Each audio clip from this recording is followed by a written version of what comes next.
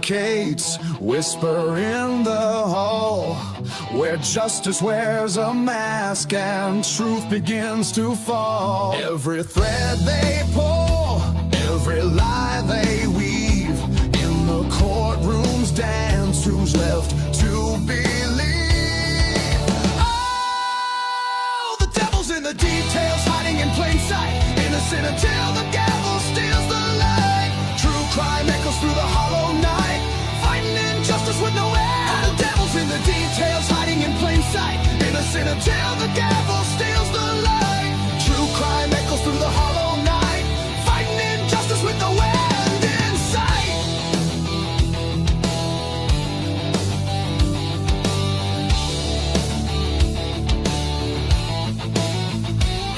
A photograph fades where the truth once stood, blurred lines between the bad and the good. The scales they tilt with every silver tongue, while the broken cry for a song unsung.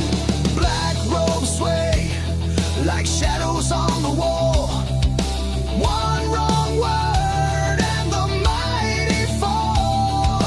Who's a sinner? Who's a saint? The jury's out, but the verdict's faint. Oh, the devil's in the details, hiding in plain sight, innocent until the gavel steals the light. True crime echoes through the hollow night, fighting injustice with no end. The devil's in the details, hiding in plain sight, innocent until the gavel steals the light. True crime echoes through the hollow night, fighting injustice with no end in sight.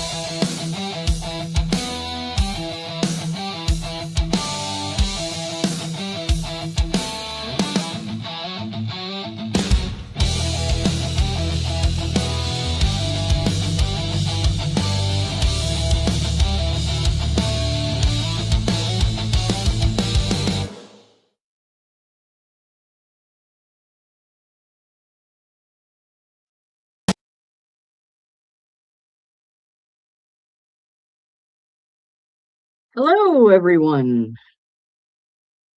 Give me a wave if you can hear me. Yay!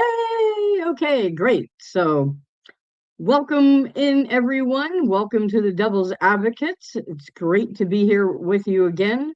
I'm going to try to get this stupid thing off the stage. There we go. That's better. I am coming to you from snowy Pennsylvania. So we have about at least probably 10 inches on the ground here, and it's still snowing, not supposed to stop for at least a couple more hours. So who knows where we'll end up. So, but anyhow, I hope wherever you are, you're safe and warm and happy and healthy and all that good stuff. So welcome on in. Let's see here. We have Lady G in the house tonight. We got Becca 1019. Welcome to you. And Michelle Rowe, nice to see you again as always. We have Hope Norris. Good to see you, of course. And our amazing mods, we have the amazing Amanda B, the wonderful Essie Michael, and the fantastic Pennywise.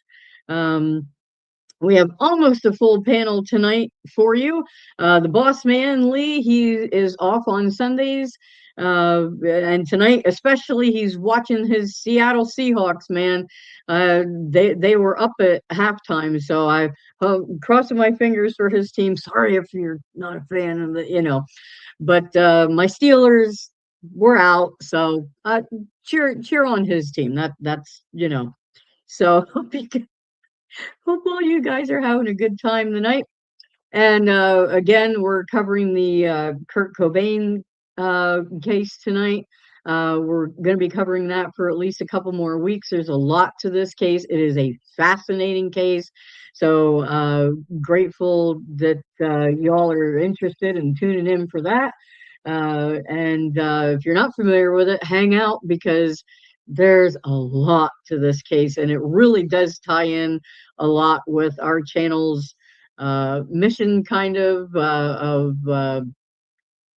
suspicious investigations, or not very good investigations, corruption, all that good stuff. So I'm going to go ahead and bring up first here. We're going to bring up Dago. One moment here. There we go. How are you tonight, sir? I'm doing great. Forget about it. How are you? I'm doing well. I'm staying warm and all that good stuff. So Yes, I please know you're do. excited for the case tonight. Absolutely. Always happy to be here, and especially to put some more information out on this case. Welcome to all of the True Crime Cafe peeps. Good to see you guys and all the denizens. Great to see you guys tonight. Thank you to the Blue Crew for showing up and the amazing Amanda B.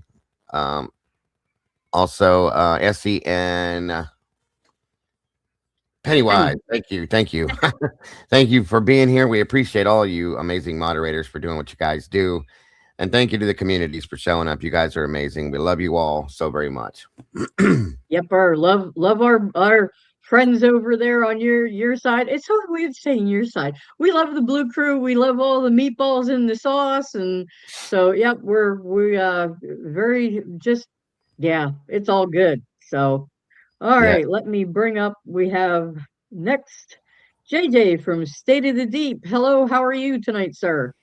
What's up, everybody? What's up, Robin? What's up, Dago? What's up, brother? What's up, 1-1? Denizens, meatballs, mods. How you guys doing tonight? All right, and last but not least, we're gonna bring up your favorite vampire and mine. There goes the That's neighborhood. how he's affectionately known. England, King of the Cliff. Evening. How are you tonight? Evening. Hello, everyone. What's up, Well, buddy? I just spent 2 hours shoveling snow. I'm fired up. Yeah. Yeah. I was Ready listening. to go. Got the blood pumping. All right. Yeah. And guess what I listened to? Can't even tell. Can't even tell. MTV Unplugged Nirvana. I love that album. It's like one of my favorites. All It right. was a good one. That was a Nice. good. They did a great show for that. You know, it was a great album. Cool. Oh. All right. Yeah. So hello to everyone, meatballs, denizens, of course, JJ, Dago, the wonderful Robin. Yes, we got a great show for you tonight. Put some info out there, and we will get going. So, All right. is it good to be alive in the den on a Always. Sunday night? Yes. Uh-huh. Always. It happened quietly. Jen's Too got it. quiet. No, go ahead, buddy. Sorry. Oh, okay. Too quietly for something that loud to end. A man worth millions. A voice that defined a generation. A body found alone in a locked room. And a story wrapped up almost as fast as it began. They told us it was a suicide. They told us not to look too closely. They told us grief explains everything. But death doesn't rush. Only narratives do. Tonight, we're talking about Kurt Cobain. Not the legend, not the martyr, not the romantic tragedy sold to us for decades. We're talking about the last days, the final hours. The details that don't fade with time. They sharpen. The unanswered phone calls. The handwriting that doesn't quite match. The toxicology that raises eyebrows instead of closure. The timeline that asks you to suspend disbelief or stop asking questions altogether. They say he wanted to die. But people who want to die don't make future plans. They don't talk about getting clean. They don't fight for custody. And they don't leave behind mysteries this loud. Some deaths feel final. This one feels interrupted. Because when the most famous voice of pain in the world goes silent, you have to ask, was it despair? Was it pressure? Was it control? Or was it something far more uncomfortable? This is the part where most podcasts soften the edges. We don't. We sit with the evidence. We sit with the contradictions. We sit with the possibility that the truth didn't die in that room. It was buried with it. Tonight isn't about blame. It's about scrutiny. It's about whether the official story holds up when the lights are low and the excuses run out. So don't listen casually. Don't half hear this. Because once you look at this case in the dark, it never looks the same again. This is Devil's Advocates. And tonight, we ask whether Kurt Cobain's death was the end of his life or the beginning of a lie. And with that, live from New York, it's Sunday night.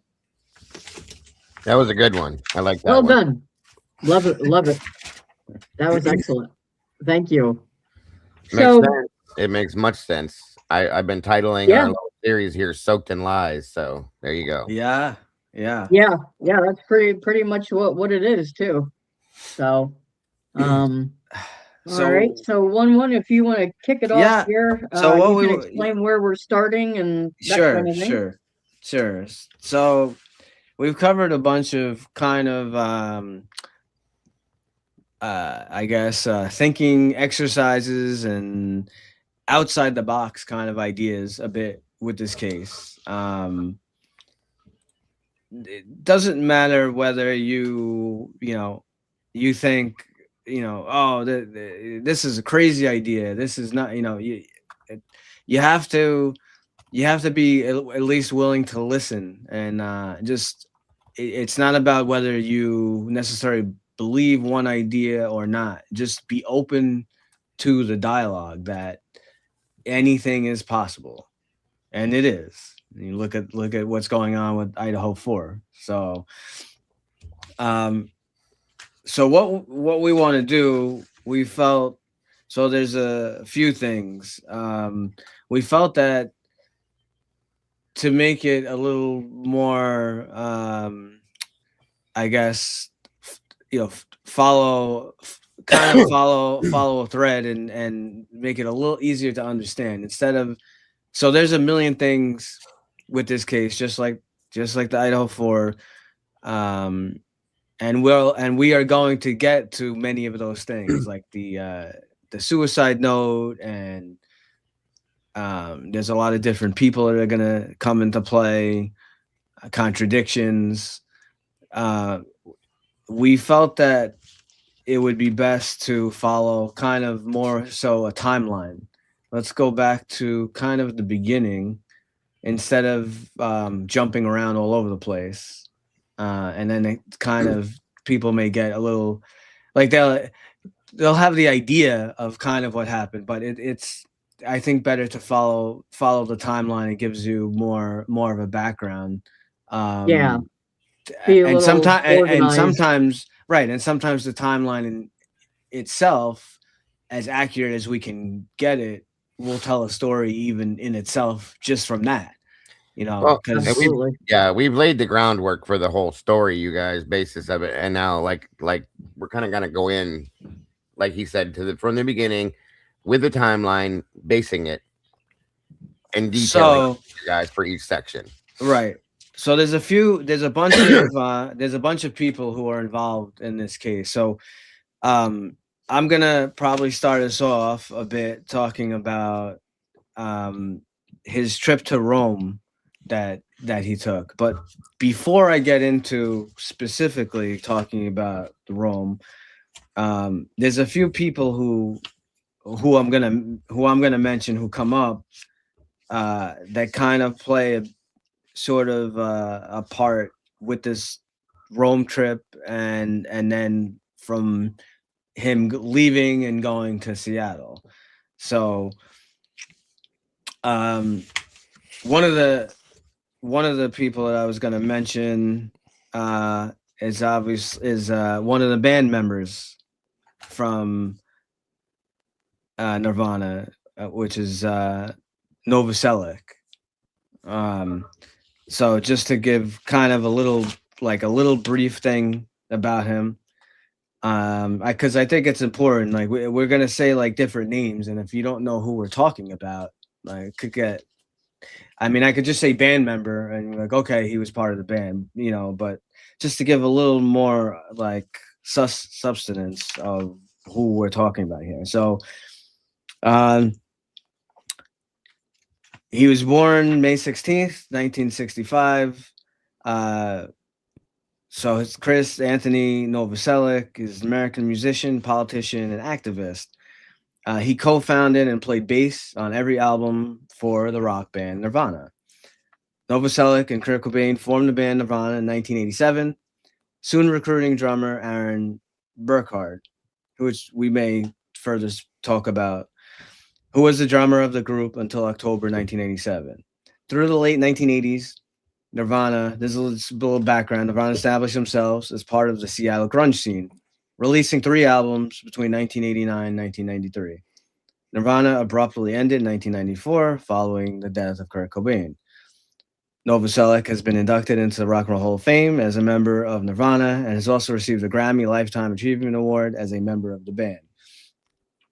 After Nirvana disbanded, Novoselic formed Sweet 75 in 1995 and Eyes Adrift in 2002, releasing 1 album with each band. From 2006 to 2009, he played in the punk rock band Flipper. 2011, he contributed bass and accordion to the song I Should Have Known on the Foo Fighters studio album Wasting Light. From 2017 to 2020, he played bass and accordion for the band Giants in the Trees. Outside of music, he's active politically from 2007 to 2010. He wrote a weekly column on music and politics for the Seattle Weekly website. He also served on the board of the electoral reform organization Fair Vote and has served as its chair. And it's like some other stuff that he did that, you know, just to give you a little background on him. His early life, like I said, so he's born in Compton, California, May 16th, 1965. He's the son of Croatian immigrants, Kristo Novoselic and Marija Mustak. I probably butchered that, but Kristo was a native of Veli Iz on the island of Iz, while Marija originates from Privlaka. The original Croatian surname of Novoselic was mistakenly changed to Novoselic by a clerk when Kristo was applying for a passport to go to America. Novoselic lived in Compton for 1 year before his parents moved to the ethnically Croatian Los Angeles neighborhood of San Pedro. His first language is Croatian. He has a younger brother and younger sister. 1979, his family relocated to Aberdeen, Washington. 1980, his parents sent him to live with relatives in Zadir, Croatia, Yugoslavia. He returned to Aberdeen in 1981. His earliest memory of listening to music is listening to Chuck Berry with his father. Growing up, he had a severe underbite for which he underwent corrective surgery. Now a little more into what influenced him. Novoselic was interested in bands such as Led Zeppelin, Black Sabbath, The Who, Van Halen, Devo, and Aerosmith. He also enjoyed listening to Yugoslavian bands such as, I can't forget it, Severano, whatever. I can't even say this. Forget it. I give up. He became interested in punk rock and discovered bands such as the Sex Pistols and Ramones when he lived in the Socialist Republic of Croatia, Yugoslavia, at the age of 14 for 1 year. He has cited Paul McCartney, Geezer Butler, John Entwistle, and Gene Simmons as fundamental influences on his bass playing. Novoselic's brother, Robert, is the one who introduced him to his friend Kurt Cobain, who had noticed loud music coming from upstairs in the Novoselic household. Robert told Cobain that it was his older brother who listened to punk rock. Cobain eventually befriended the older Novoselic, as the pair had similar musical tastes, including a fondness for the local band Melvins. The two had several mutual friends and began hanging out shortly thereafter. Chris attended Aberdeen High School, while Kurt attended high school in nearby Montesano. At one point, Cobain gave Novoselic a demo tape of his former band Fecal Matter and asked him to form a band together. After several months, Novoselic finally listened to the tape, liked it, and agreed to start the band with Cobain. After high school, Novoselic worked as a painter and decorator, but was eventually laid off. So then now they formed the band. Cobain and Novoselic's first band lasted barely a few weeks before it disbanded, leaving the pair to move on. However, the duo eventually discovered that the Melvins could pull $80 a night for one show. Inspired, Cobain and Novoselic started a Creedence Clearwater Revival cover band, in which Cobain played drums and Novoselic sang and played guitar. That's interesting, right? That band was short-lived as well. Some months later, Cobain and Novoselic met drummer Aaron Burkhardt. While the new band never used the name, it was the first incarnation of Nirvana. Burkhardt lasted only a few months, and Melvin's drummer Dale Crover filled in until Novoselic and Cobain met Chad Channing. The trio recorded their debut album, Bleach, released in 1989. Channing left the band in 1990 and was briefly replaced by Crover and Mudhoney drummer Dan Peters. Novoselic contributed to the writing of various songs and providing ideas for Cobain. Later in 1990, Melvin singer-guitarist Buzz Osborne encouraged Novoselic and Cobain to check out a punk band called Scream.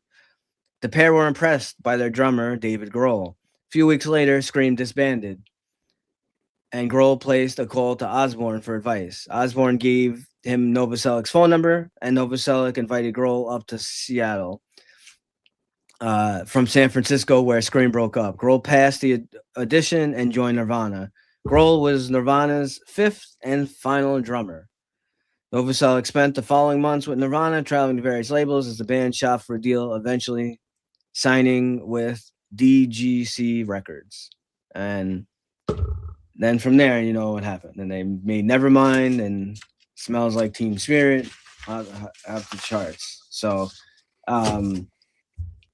there's just a little background on him. He's a band member. He's an important important in the story. So and I gave, and it's good to have some background info too on Oh yeah, band, absolutely. so so there was some extra stuff obviously in there, but it's always good to hear. So so now we're gonna kind of go talking about what happened here with this Rome trip. It's very implemental in this this entire story, in my opinion. So yeah, absolutely. You want to pull up that I guess the first picture. I think it's the first picture I sent you, Robin. Take a look at that paragraph. From the small paragraph, or the other one? Yeah. There's one that's like a little longer. Yeah, that one. Oh, can't see it. I think it's the one that looks Is it like the one that you blue. highlighted? Yeah. Yeah. Okay. All right. Let me add that. Yeah, I think this is it. Right. Yeah, and understand that this, what he's about to go into, you guys, this was a lot like the Idaho 4 story, a very narrative driven story by Miss Courtney Love. So believe and understand this story has its roots, and they're deep because of her. Right. Yep. So plus when I have some stuff to add into the mix of this whenever you go through your stuff after you get to a sure. I got a bunch, so right. I'll do some stuff, and then whenever you guys wanna chime in. So we're talking about we're gonna talk about the Rome incident, and we're gonna talk about how there's stuff that came up with guns with this, and the big question: was he trying to commit suicide or not? Like what was going on? What was all this? What is all this about? So bingo. Before we get to this Rome trip, all right. So there were domestic disputes within the Cobain home the very month prior to Kurt Cobain's death. I'm not sure if people are even aware of that. And we're also, you mentioned this is also ongoing. JJ kind of threw it out there. He's mentioned a few times. This is also in the background going on. The female admirer of Kurt's that I'm pretty sure Courtney was aware of, and she felt extremely threatened by, and that she was so jealous to the point that she punched her in the face. So that did happen. And this is also the female admirer who, mysteriously, died 2 months after Kurt Cobain. So Yeah, it's a very interesting thing. Very mysteriously. Right. So it wasn't, however, until 8 days after Cobain returned to Seattle from Rome to recuperate from a failed suicide attempt in March. So it's kind of like what we're talking about here, that people close to him realized it was time to resort to drastic measures. Paragraph 5, Rolling Stone of June 1994. It basically, Courtney Love is the only person that was basically putting out there that he was saying that he wanted to commit suicide. It was like, there was no one else, no friends, no, his lawyer that family. It was only her, only her. In fact, even I didn't have a thing on him, but a little thing on, so David Grohl, the drummer, he himself says in a documentary of Foo Fighters Back and Forth, when he came home, I remember talking to him on the phone saying, hey man, he was very apologetic. No, I took his pills, I was drinking his champagne, and I was in Rome. It was just made a mistake. So Nirvana was on a European tour, and Hole, that is Courtney. So Courtney Love, that's her group, Hole. She was out touring wherever they were. Kurt and Courtney had been separated already for some time, and Nirvana comes to a break. It was kind of like a 2-week break in their tour, and he decides to fly to Rome. And now, at this point, when he went there, okay, he was diagnosed with the flu, and he had bronchitis. So he had just gone to a Reading festival where he performed, and the reason he wanted to go to Rome, so this is a key thing too for you guys to understand. Like, what was the big deal about Rome? Well, the reason he wanted to go to Rome and meet up with his wife was not because he wanted to spend quality time with her. You have to remember that he had a baby with her.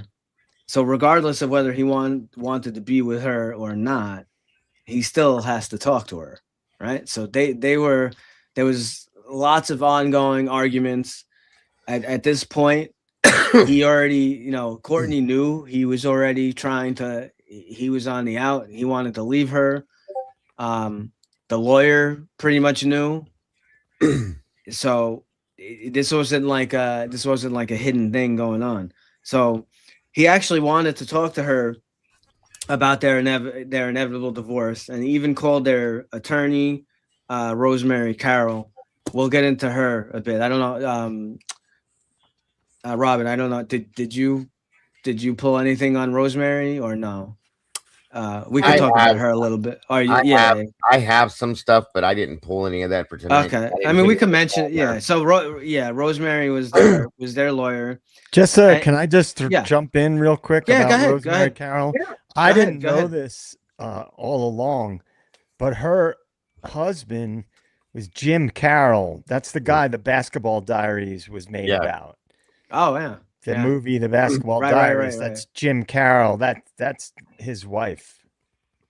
Nice.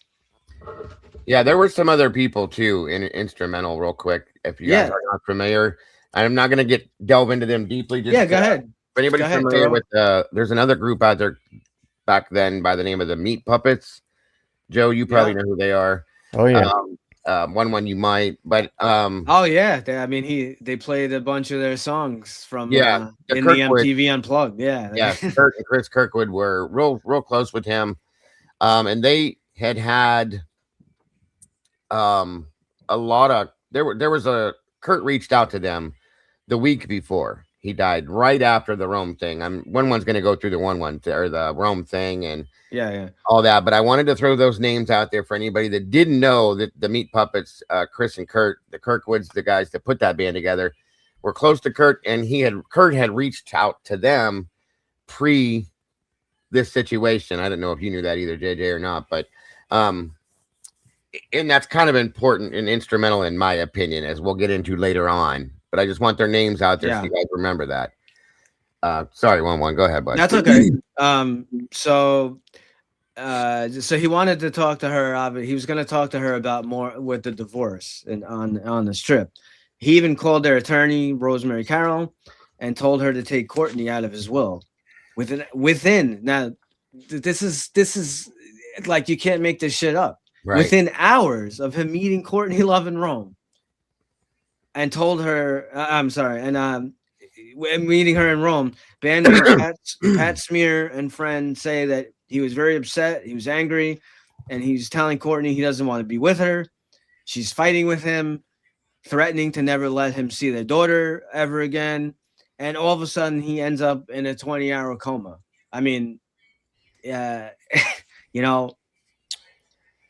it's quacks like a duck, looks like a duck, it's a duck. Right? It is, and if I can jump in real fast to add into what you just said. So Courtney told the media and their close friends, okay, it was a suicide attempt, okay, that this is what it was. She had flown there just to see him, okay, and found out and when this happened, this is her story. He found out at that point, this is what one was talking about, that she had was cheating on him, and didn't want to be there anyway, and that he didn't want to do the tour. He wanted to be home in Washington doing dope with Mark Lanigan and Dylan, his best friend. Right. So that's what he did, blah, blah, blah, so on and so forth. Tour canceled. He went back to Washington. But here's the deal. This is, again, her story. She took off. When he went to Rome, she went to London to meet up with Billy Corgan, who was the lead singer for Smashing Pumpkins, okay? And small world, right? Right. Yeah, right. And so on and so forth. And she goes back to meet him. I think it was like Kurt took somewhere, but the story is 30 to 50 Rohypnol, like Joe was saying, drinking champagne, something like that. And Courtney woke up to him completely unresponsive, called emergency services. And of course, she's trying to play the hero here. He was rushed to the hospital where they worked for 5 hours to save his life, leaving him in a coma for 1 day. Whether he had brain damage is speculation at best, but that was this is a story that came from Chris I never say his name right. Novelisek, sorry. And my understanding is that Chris got most of that story from Courtney. I don't trust anything Courtney says. Right. Okay?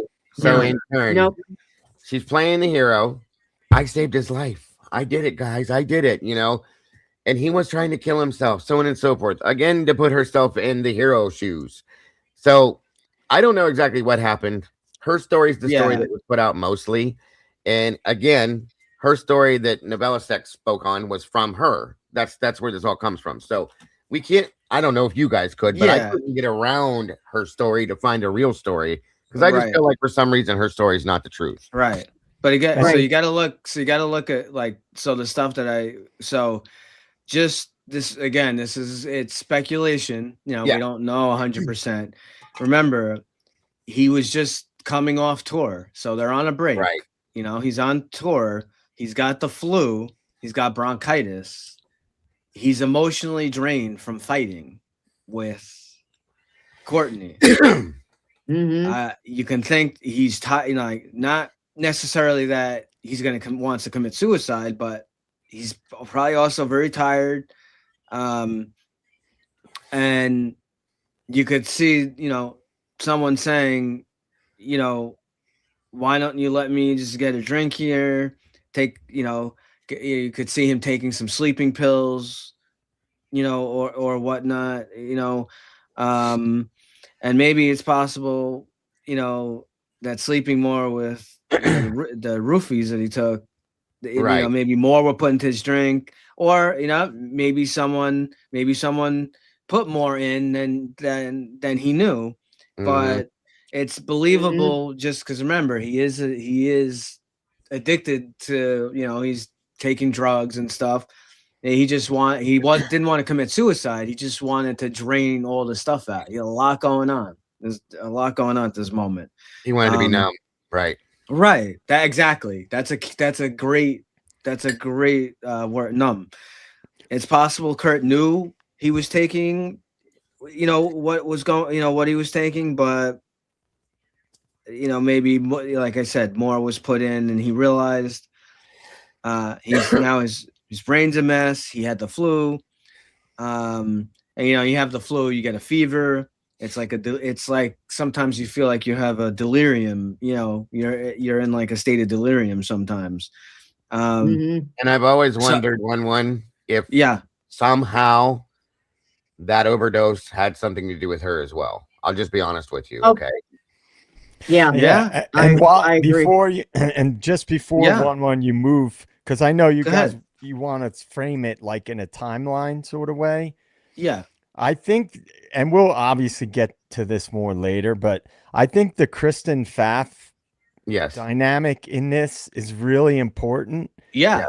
Absolutely. Yeah. For you guys, I'm sure most people probably know this, but Kristen Pfaff became the bass player for Hole, for Courtney's band, and she was a badass. Like straight up, by everybody's account, she transformed the band.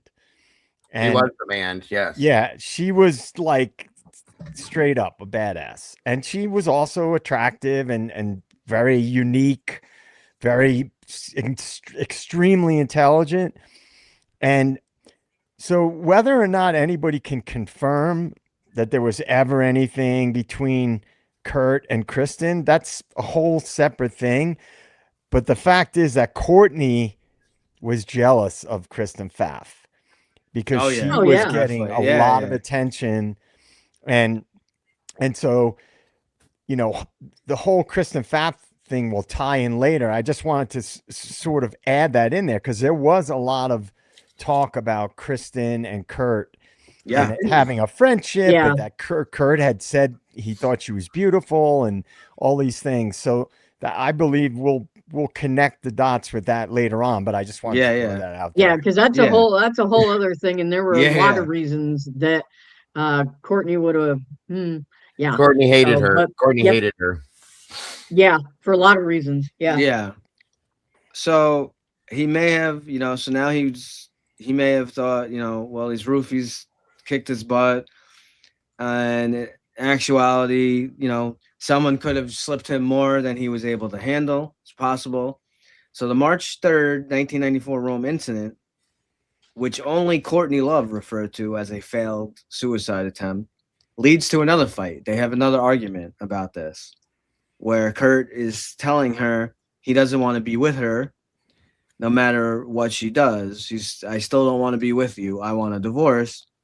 Again, it leads to a further fight, a domestic dispute back in Seattle on March 18th, 1994. And this is a key part in the story too. So on March 18th, a domestic dispute escalated into a near disaster after police officers arrived at the scene, summoned by Courtney Love, and she told them that her husband had locked himself in a room with a .38 caliber revolver and said he was going to kill himself. That's what she claims. With the revolver that he had with him in the room, and then Ollie says later that night, Cobain had told him that he hadn't actually been planning to take his own life.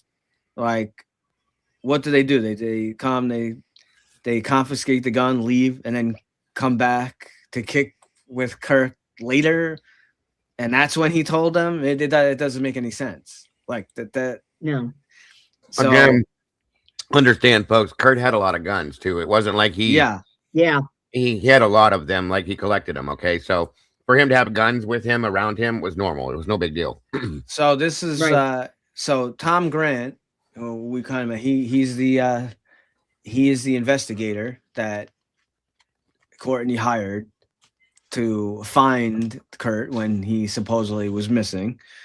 Tom Grant got his hand on the actual police report from March 18th. Right. So here's what actually happened. Courtney and Kurt both needed to go to rehab. They were both on heroin, really bad. And so not only were they arguing about this, Courtney being a hypocrite, saying you're a horrible father, you need to go to rehab, when herself is strung out. But Kurt was also pushing. Yes, I want to go to rehab. Yes, I want to get my life together. But no, I don't want my life to be with you. However, I still want to be part of my daughter's life. When the police arrived, they did not find Kurt in a room with a gun. They found him locked in a broom closet with no gun.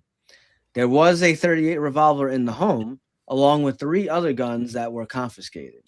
But the gun was not on Kurt. And Tom Grant has talked extensively about this event and stressed that Kurt did not have the gun on him. So, and this is what they did. This is very similar to what they do here in New York as well. It could be a little, I'm sure, probably almost national at this point. Yeah. They only took the guns because it's police protocol. Whenever they go out to a domestic violence dispute, if there are any weapons in the home, they're told to take them and confiscate them for a certain period of time, almost like a probationary period. Kurt actually told the police that he locked himself in the closet to get away from Courtney.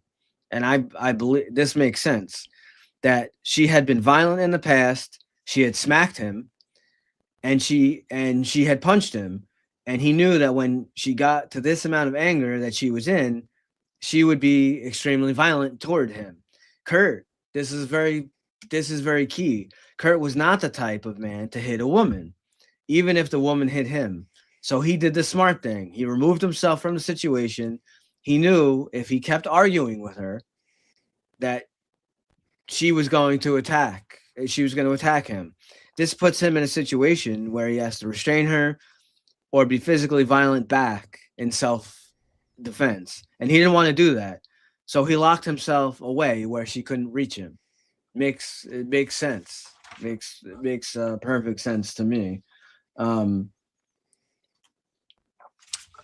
So, I actually thought you could put up that second, the small, yeah. Okay. I forgot to tell you. Yeah, I should have told you before. It's my fault. But this is what we're talking. So this was another, like, was put out in the news. So, I pretty much, I said what was in it. So, but that entire paragraph is completely wrong. It makes Kurt look like a nutball who was waving a gun around in front of his wife and child, which is exactly what Courtney Love wanted us to believe. When in fact, she was the aggressive nutball and he just didn't want her to attack him. Yeah. So from that, moving along, now you have this. They're still arguing. On March 25th, roughly 10 friends, including bandmates Chris Novoselic and Pat Smear, Nirvana manager John Silva, Billig and Janet Billig, who is the manager of Hole.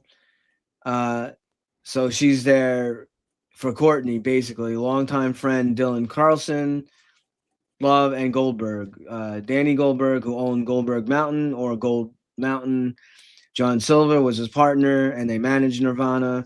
Gathered at Cobain's home on Seattle Lake, Washington Boulevard to take a different approach with new intervention counselors.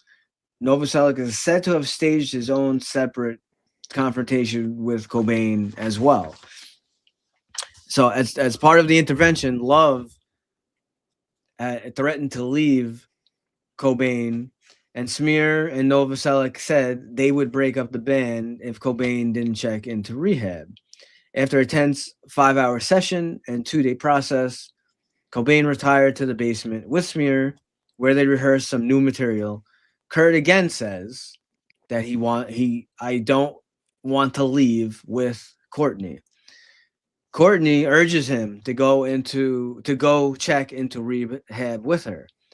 She wants it to be this big media spectacle where the rock star and the rock star's wife go and check into rehab together. And Kurt said he still wants a divorce. I still don't want to be with you. I'm not going anywhere with you. Love ends up leaving with Janet Billig and goes to Peninsula Hotel, which is an outpatient detox, not a rehab. And then Kurt stays in Seattle. Now there's a couple of things that are wrong here. Number one,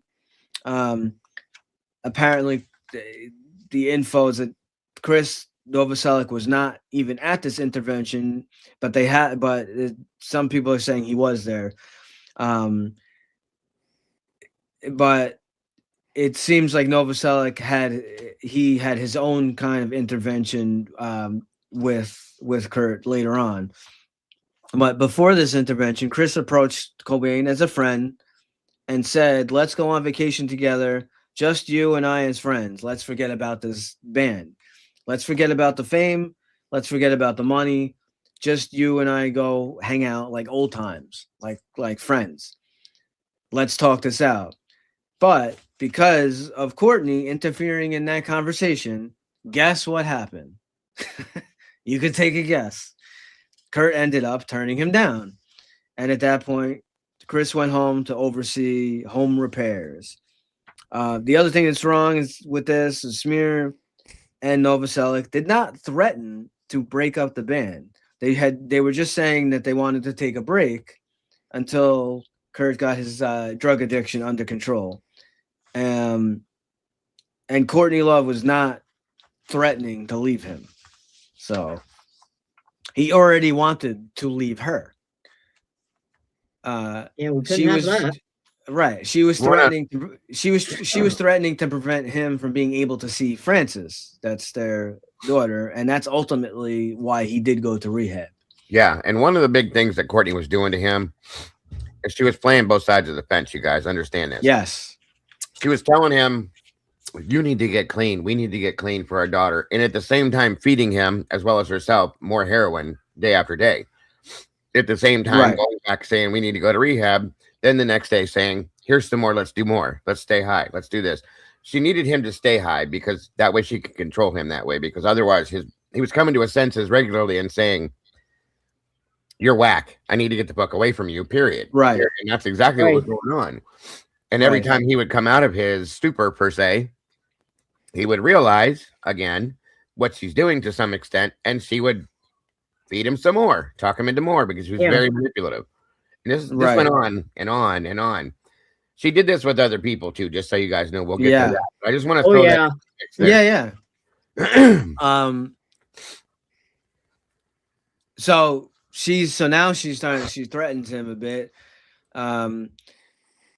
Courtney said, "If you don't go to rehab and get your act together, you're not going to see your daughter anymore." So, and that was the thing that he loved more than anything in the world. That's why he went to Exodus, not because Love threatened to leave him.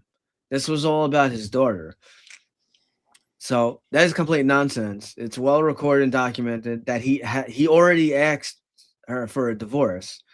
So how can you leave somebody who already claimed they want to leave you? And clearly he would do whatever she asked.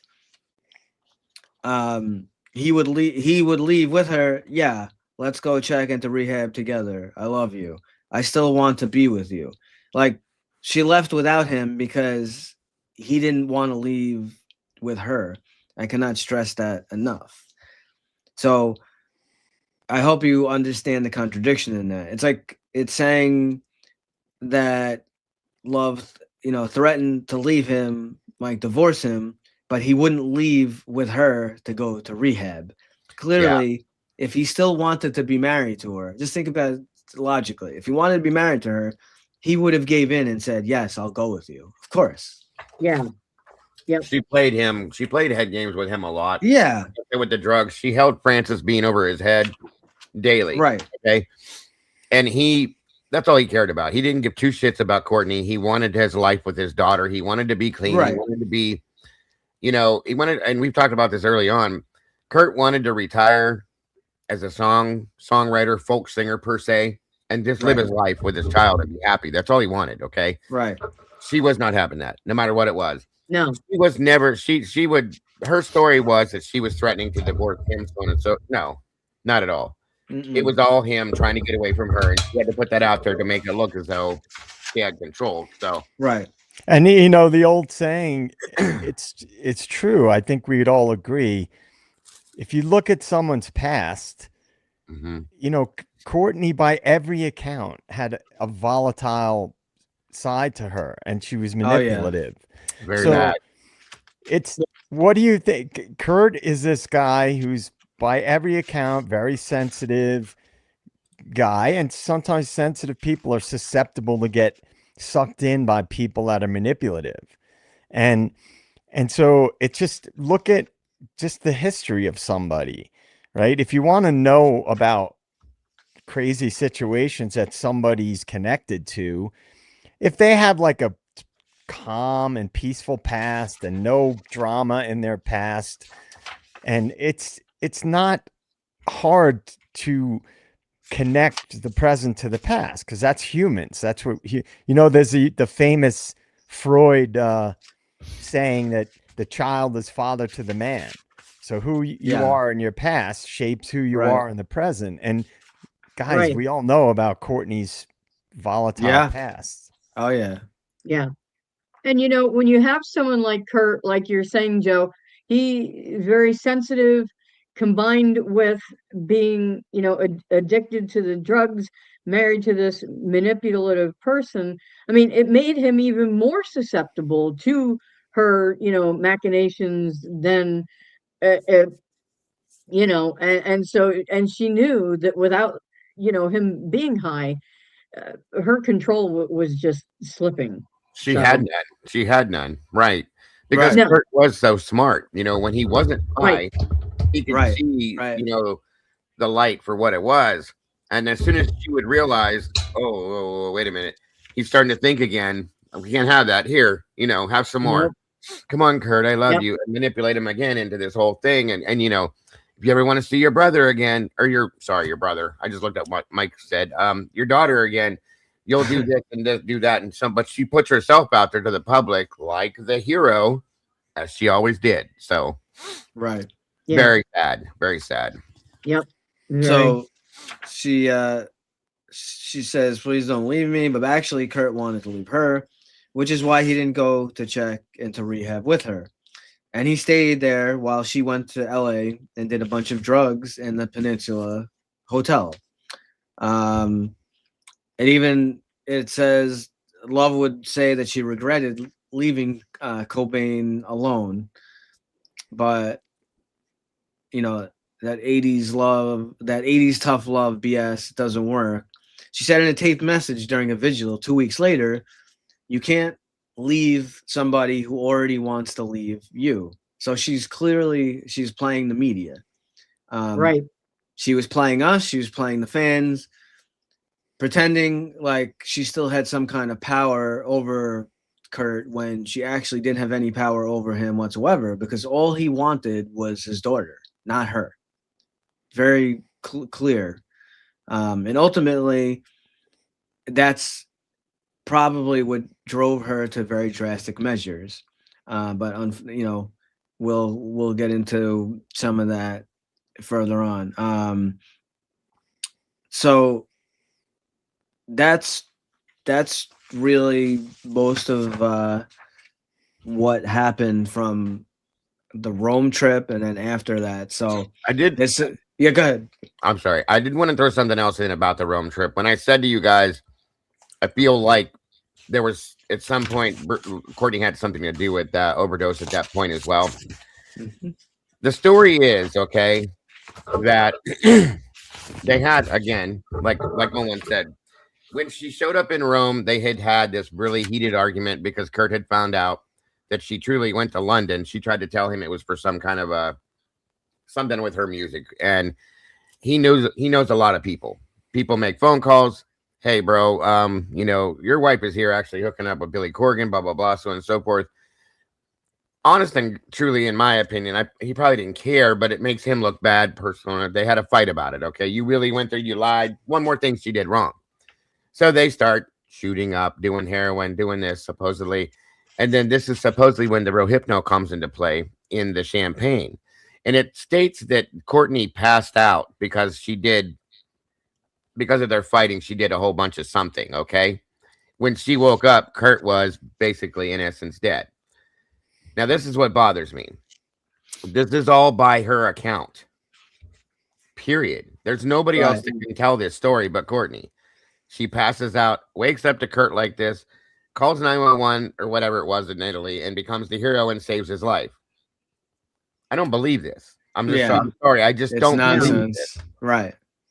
I have a feeling that she loaded the champagne down with Rohypnol or whatever it was, they were drinking this, trying to get over the fight that they had, blah, blah, blah, blah, blah, so on and so forth. Then she sets the stage for the suicide attempt and turns him. I mean, that was opening the door to the narrative to the end of his life, in my opinion.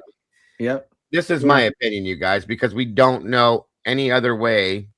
Kurt can't tell us, and she can't. She won't tell us. So this is my opinion, but that is the story. She passes out, wakes up, so on and so forth. We don't know that she passed out. There's the problem. Okay. Yeah, right.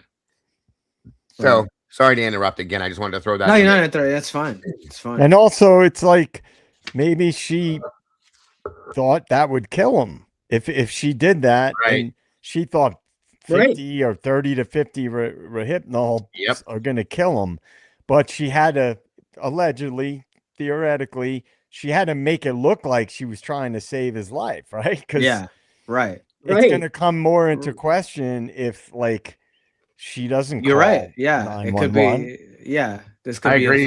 This could be a failed. Her first failed attempt. The first attempt failed. Second one, they made it. That's exactly what I think too, JJ. Yeah. Yep. So now, so from here, now he goes. Kurt goes into the rehab, and he's he spends the night from March 30th, 1994 to April 1st, and this is Good Friday.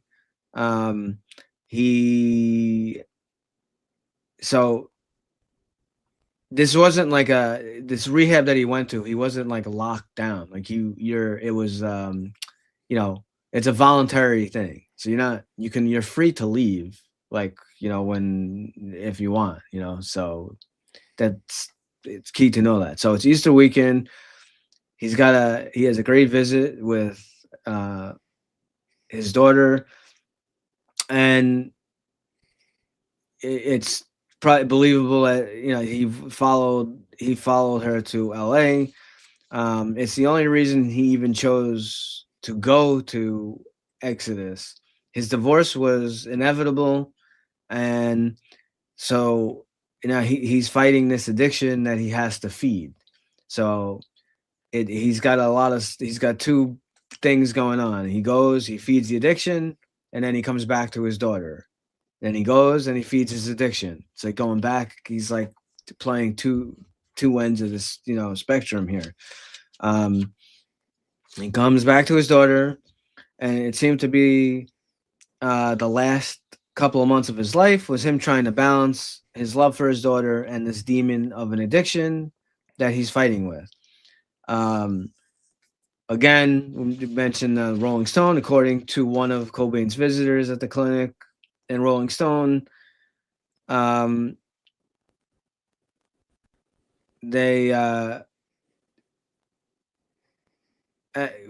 according to one of his visitors, he was ready to see him look like crap and depressed, but he looked so effing great, and he walked out an hour later. So I mean, does it sound like someone that's? It just, you start to see all these pieces. He's trying to fight the addiction, and yes, it's not exactly the most fun thing, going through a divorce and all that stuff. But does this look like someone that would sound like someone that wants to kill himself? Like he has a love for his daughter. He wants to see his daughter. This is like, it's the complete opposite. He's trying to get his life together. He's trying to do everything. He wants to make right decisions. All the signs that I see, does not seem to fit, that someone all of a sudden would go, I know Courtney, I know she was threatening him, like, oh, you're not, to take the daughter away, but so yeah. And I can see, I mean, in my opinion, I could very well see, had he been able to, this not happen and been able to clean up, he would have challenged, I'll bet you anything, challenged for custody of Frances Bean. I'll bet you he would have. I believe he would have got it because of her. Oh yeah, her history, her past, and her her current state of mind and stuff like that. Would have had no problem getting it. I think she may have known that too. Oh yeah, very, very well. And the way that she treated Frances, that poor kid, I don't know how she's turned out to be so well adjusted after some of the shit. She's married to Tony Hawk's son. Yeah, which is very interesting. Yeah, she ended up taking care of Courtney during Courtney's just being Courtney. Frances was the one, the caregiver. She's just like her dad, probably. Big-hearted, very caring, things like that. Definitely not like her mother. So yes. Yeah. So it's well. No, I was just gonna say plus like it's probably even worse than we know. Like with Courtney because she had the last word, so to speak, and was able to whitewash a lot of stuff that happened. So it's like right. You hear different things, and Tom Grant exposed a lot of shady stuff, but we're only getting probably only a really small percentage of some of the crazy stuff that went on. I would imagine it was probably a lot worse. Yeah, absolutely. I'm sure it was. Yeah. So at 7:25 p.m., Cobain told the clinic staff he's stepping out onto the patio for a smoke. And according to Courtney, he jumped over the fence. Actually, it was a brick wall more than 6 feet high. So, but they said they watch their patients really well, says the spokesperson for Exodus, but some do get out. Again, this wasn't a lockdown, it was voluntary. But what date was that on 1/1? Was that the 30th?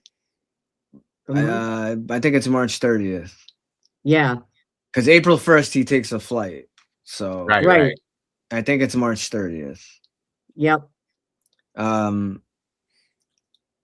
So what's annoying about they write all these, they have these articles, but they don't even say who the visitor was. He had all kinds of visitors, including the nanny and his daughter. So, it could have been the nanny that they got the quote from. Yeah. No, I think March 30th is the day that he checked himself into the facility in LA. And then a couple days later, April 1st is the day that he left. There we go. Yes. Oh, okay. Yes. April 1st. Okay. Yeah. I had to look at my notes, but yeah. I know there's a lot of dates to get. Yeah, I know there's a lot of dates. So again, when people say he escaped Exodus, it's not court ordered. Okay, it was not court sanctioned. It was something he did willingly. He could have walked out the front door if he wanted to. Yeah, it says he left AMA, which is against medical advice, but he was free to go. The only reason he didn't and the only reason he probably didn't go through the front door is because staff members and counselors would have, he would have had to go by them, and probably tried to guilt trip him into staying. And it would have taken him longer, like 30 minutes to an hour to get out the door if he would have went out the front. So it was just easier for him to hop the fence there. He wasn't in jail. He didn't escape. He walked away. So from there, he leaves at 7:25. He catches a taxi, and then he goes to the airport. And on his flight back home to Seattle, where he needs to go feed this demon of an addiction again, he sits next to none other than, ironically, Duff McKagan from Guns N' Roses. And there seemed to be an ongoing tension there between Cobain and Axl Rose. It seemed like a lot of people had issues with Axl Rose, including their own band. Yeah, I never liked Axl Rose. I could never stand him ever. Right. So what's important about this is Duff McKagan. He's really the last, if you want to say it, he's really kind of the last credible eyewitness account of Kurt Cobain being alive. Obviously, he's not the last person to see him live, but he's the last credible person to see him alive. So if you can play that first, Robin, I think I have it labeled, I don't know, something 1. I'll be right back, guys. Okay. Okay, so let me remove this.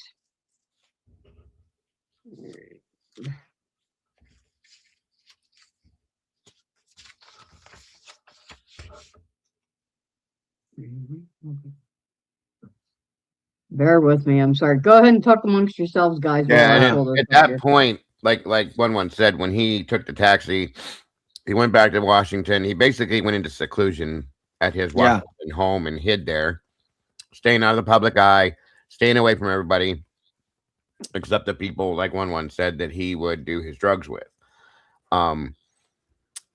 Just to get himself sorted out, in my opinion, to stay the hell away from her is what he was trying to do. Right. He did not want her to find him no matter what, as he was going through what he was going to be doing, trying to shut him down, stop him from doing what he was going to do. Right. I think that's taking his own life. I think that's the second one. Yeah, I see the second one on stage. Yep. Hang on a second. There we go. So not the one with the 2 guys, it's the other one. It should be this one. Go ahead. And I was flying from LA up to Seattle to home. And I get on the plane, and Kurt gets on the plane and sits next to me. And we took off, and, he and I started talking. He had told me, he goes, I just took off from Exodus. We talked, we were drinking. And I mean, did you talk about any of that heroin addiction on that plane journey with Kurt? No, because we didn't want to, no way. It wasn't an addiction.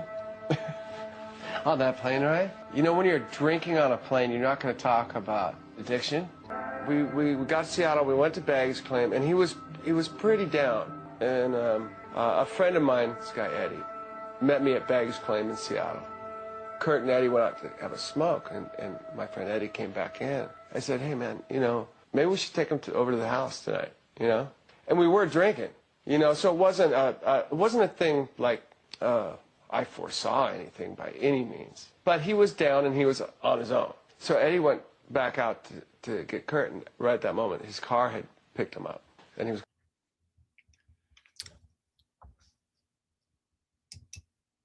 Is that it? Yeah, that's it. Okay. That's it from that. And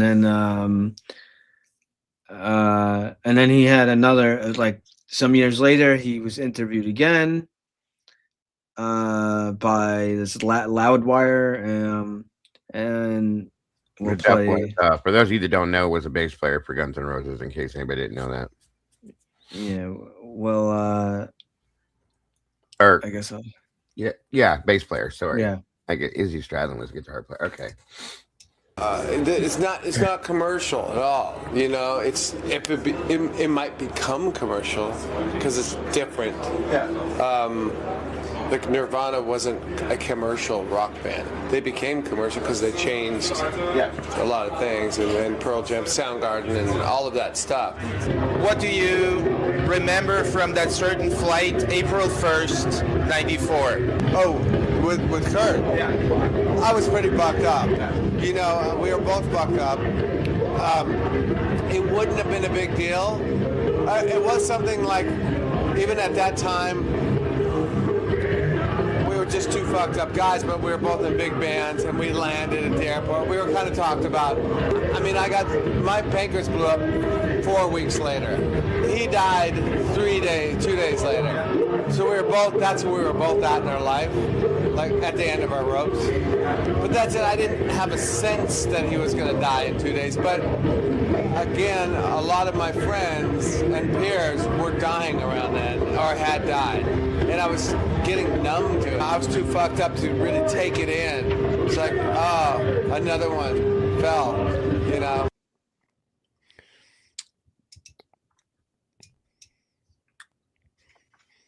Okay, that's a little bit of an odd turn of phrase there. All my friends were fucking Yeah. Okay. Right. It's wild to see that they're from two different worlds, basically. Guns N' Roses, Yeah. you know, 80s hard rock, and then here's Kurt Cobain, pretty much the king of grunge that started a whole new era of music, so on and so forth.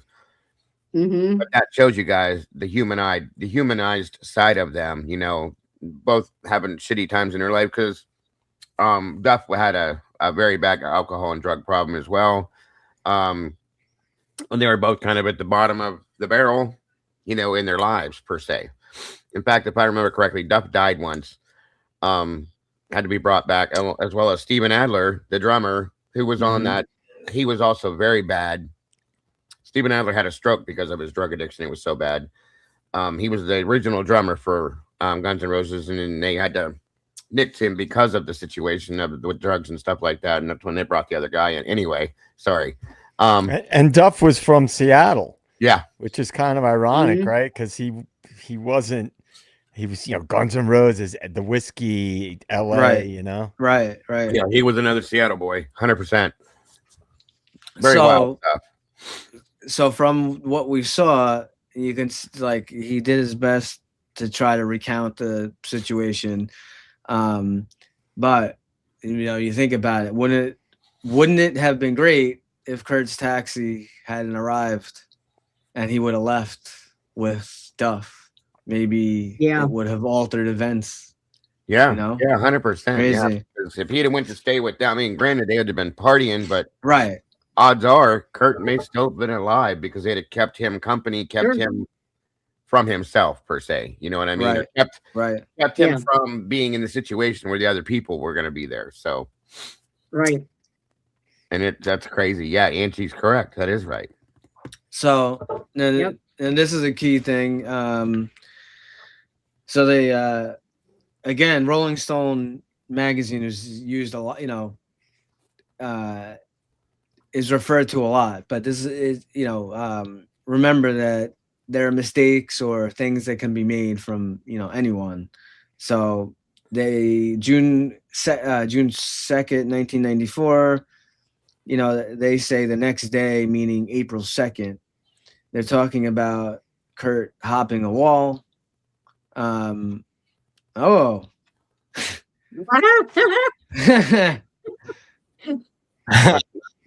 Wow, look who's here. I'm sorry I'm interrupting. That's all right. I'm giddy. I'm sorry. Yeah, I can tell he's back there like, oh my God, what? I knew you were going to pop up. Yeah, I did too. I knew it. I thought you were going to wait a while, but if I didn't know you were going to put me immediately on screen, I was going to hang out for a minute and wait for a moment. But so the next day, Love canceled Cobain's credit cards and hired private investigators to track him down. This is false. She did not hire Tom Grant until Sunday. Easter Sunday was when she called him. That would have been April 3rd, not April 2nd. So said on Easter Sunday, he was in his office, with a private investigator, worked for me named Ben Klugman. They were dealing with a client when the phone rang. She said, well, you know, my husband and I are kind of famous and we need to get this done right away. I'd like to make the point that to this day,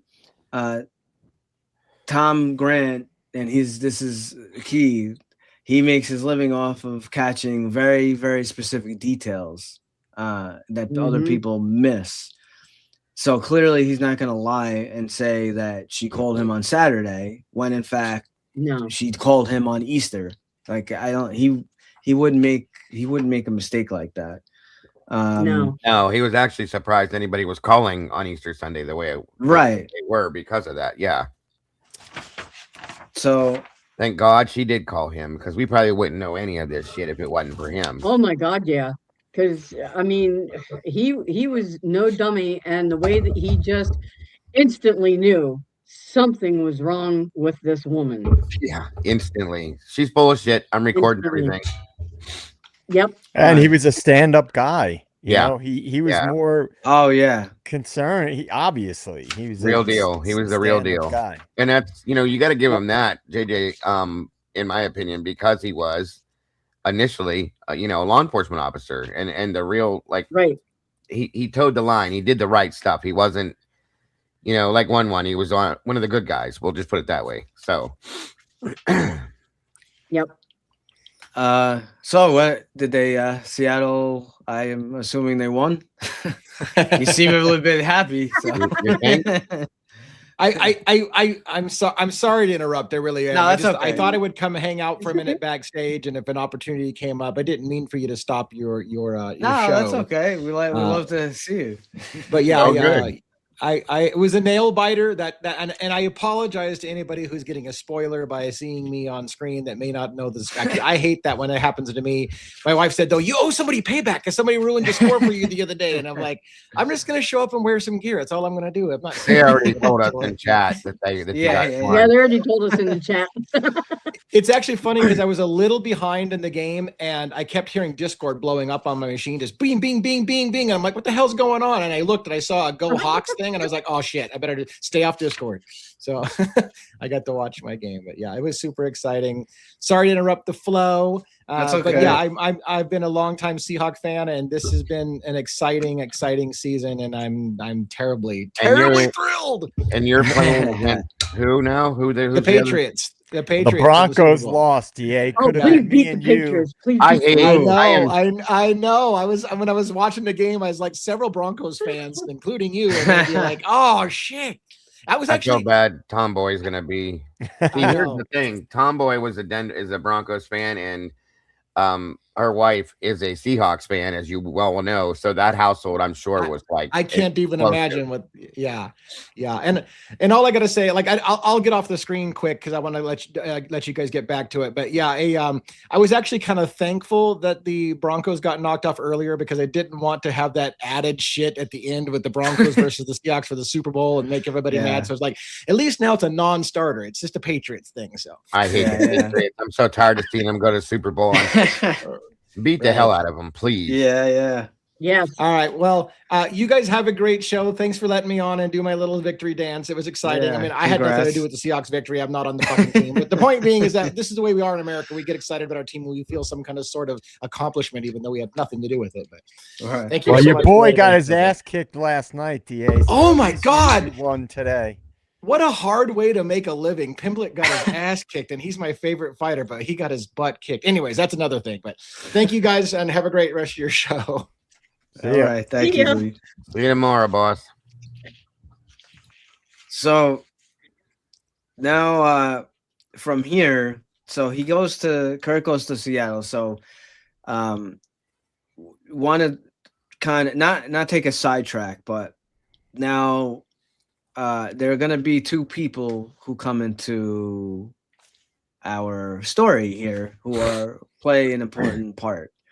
So if I could give a little background on them. Okay, so I think they're both important, but one of them, I think there's probably, knee deep in helping with the suicide cover up. What date are you on right now, though? What date am I? Well, right now he just flew to Seattle. Okay, so it should be. So it should be April 1st. Yeah, April 1st. All right, because I have something for April 3rd. Whenever you get to that point, I'm just trying to keep in your timeline with you. Yeah. Because it's kind of important in my opinion. Yeah. So the two people I'm gonna mention. Okay, one of them his name is Michael Andrew Dewitt, or better known as Cali Dewitt. And the second person is Jessica Hopper. Mm-hmm. Okay, these are two important people. We'll go into a little bit of information about them, and they're going to play a part in the next sort of part of the timeline, and they're going to have probably a bunch of things to do with some of this alleged suicide and other things. So I guess I'll mention. So I really don't. I'll give you what I have. Maybe Dago has a little bit more than I do. I do. So what I have on Cali Dewitt, born Michael Andrew Dewitt. He's an artist, designer, and blogger. He lives in Los Angeles. He was born in Sydney, British Columbia, on Vancouver Island. He moved to Los Angeles, California at the age of 3. Dewitt grew up in San Fernando Valley and moved to New York at the age of 19 after going on tour with the band Hole. Dewitt lived briefly in Seattle while working as Frances Bean Cobain's nanny. He appears in drag on the CD of Nirvana's In Utero. Dewitt moved back to LA, and at 21, he worked at A&R at Geffen Records for a short time. He worked at Los Angeles music venue Jabberjaw, and he co-founded the label Teenage Teardrops in 2006 with Brian Ray. 2008, DeWitt and David Kramer opened an art gallery in Echo Park called the Hope Gallery. For the 2015 LA Art Book Fair, DeWitt made a large mural with the text "Crying at the Orgy," and in addition with printed matter called Adult Books. In 2016, DeWitt created the merchandise for Kanye's West, The Life of Pablo tour. And then he directed a bunch of music videos. So I don't know if you want to chime, if you have some other info you want to throw in there on DeWitt. I mean, you've given a lot. I mean, let's see, Cali. Oh, Lord, let me see. What do I have on Cali? Down here, I have different publications he was involved with. Yeah. White Girl, Station Fire, made in Los Angeles between August, December 2009. Sorry, White Girl. When I Die, This Natural World, World News 2011, Pissing Contest, Pitbull News, New Rose in Town, and Graveyard. These are all like press releases and stories and stuff that he put out. Did a lot of album art, so on and so forth. He directed a lot of quite a few music videos, so on and so forth. I'm not even going to say them all. There's quite a few. But he was very active in Hollywood and the scene, the music scene, and stuff like that. Very, very. And if you guys haven't understood this, he was born Michael Andrew DeWitt and went by the name Cali DeWitt because he moved from Cali. There you go. Yeah. And then along with Cali was did you want to go into Jessica, or do you want me to read into her? Yeah, I'll put what I have, and then you can, I guess, just throw in. So Jessica Hopper. She was born September 5th, 1976. She's an American writer. She published the first collection of criticism by a living female rock critic, a compilation of her essays. What else? Published in 2018, published a memoir, Night Moves. So Jessica Hopper was born in Indiana, grew up in Minneapolis. Her mother was a newspaper editor, her father a journalist, and her stepfather a prosecutor, all of which Hopper has described as fueling her interest in journalism and investment in finding the truth for more generally. She began writing criticism as a teenager, spurred by a frustrated sense that a magazine had misunderstood one of her favorite bands, Babes in Toyland. The piece, Hopper recalled later, characterized the music as caustic and shrieky, where Hopper found these aesthetics really empowering. At 15, Hopper called the magazine to argue they should publish new review written by her.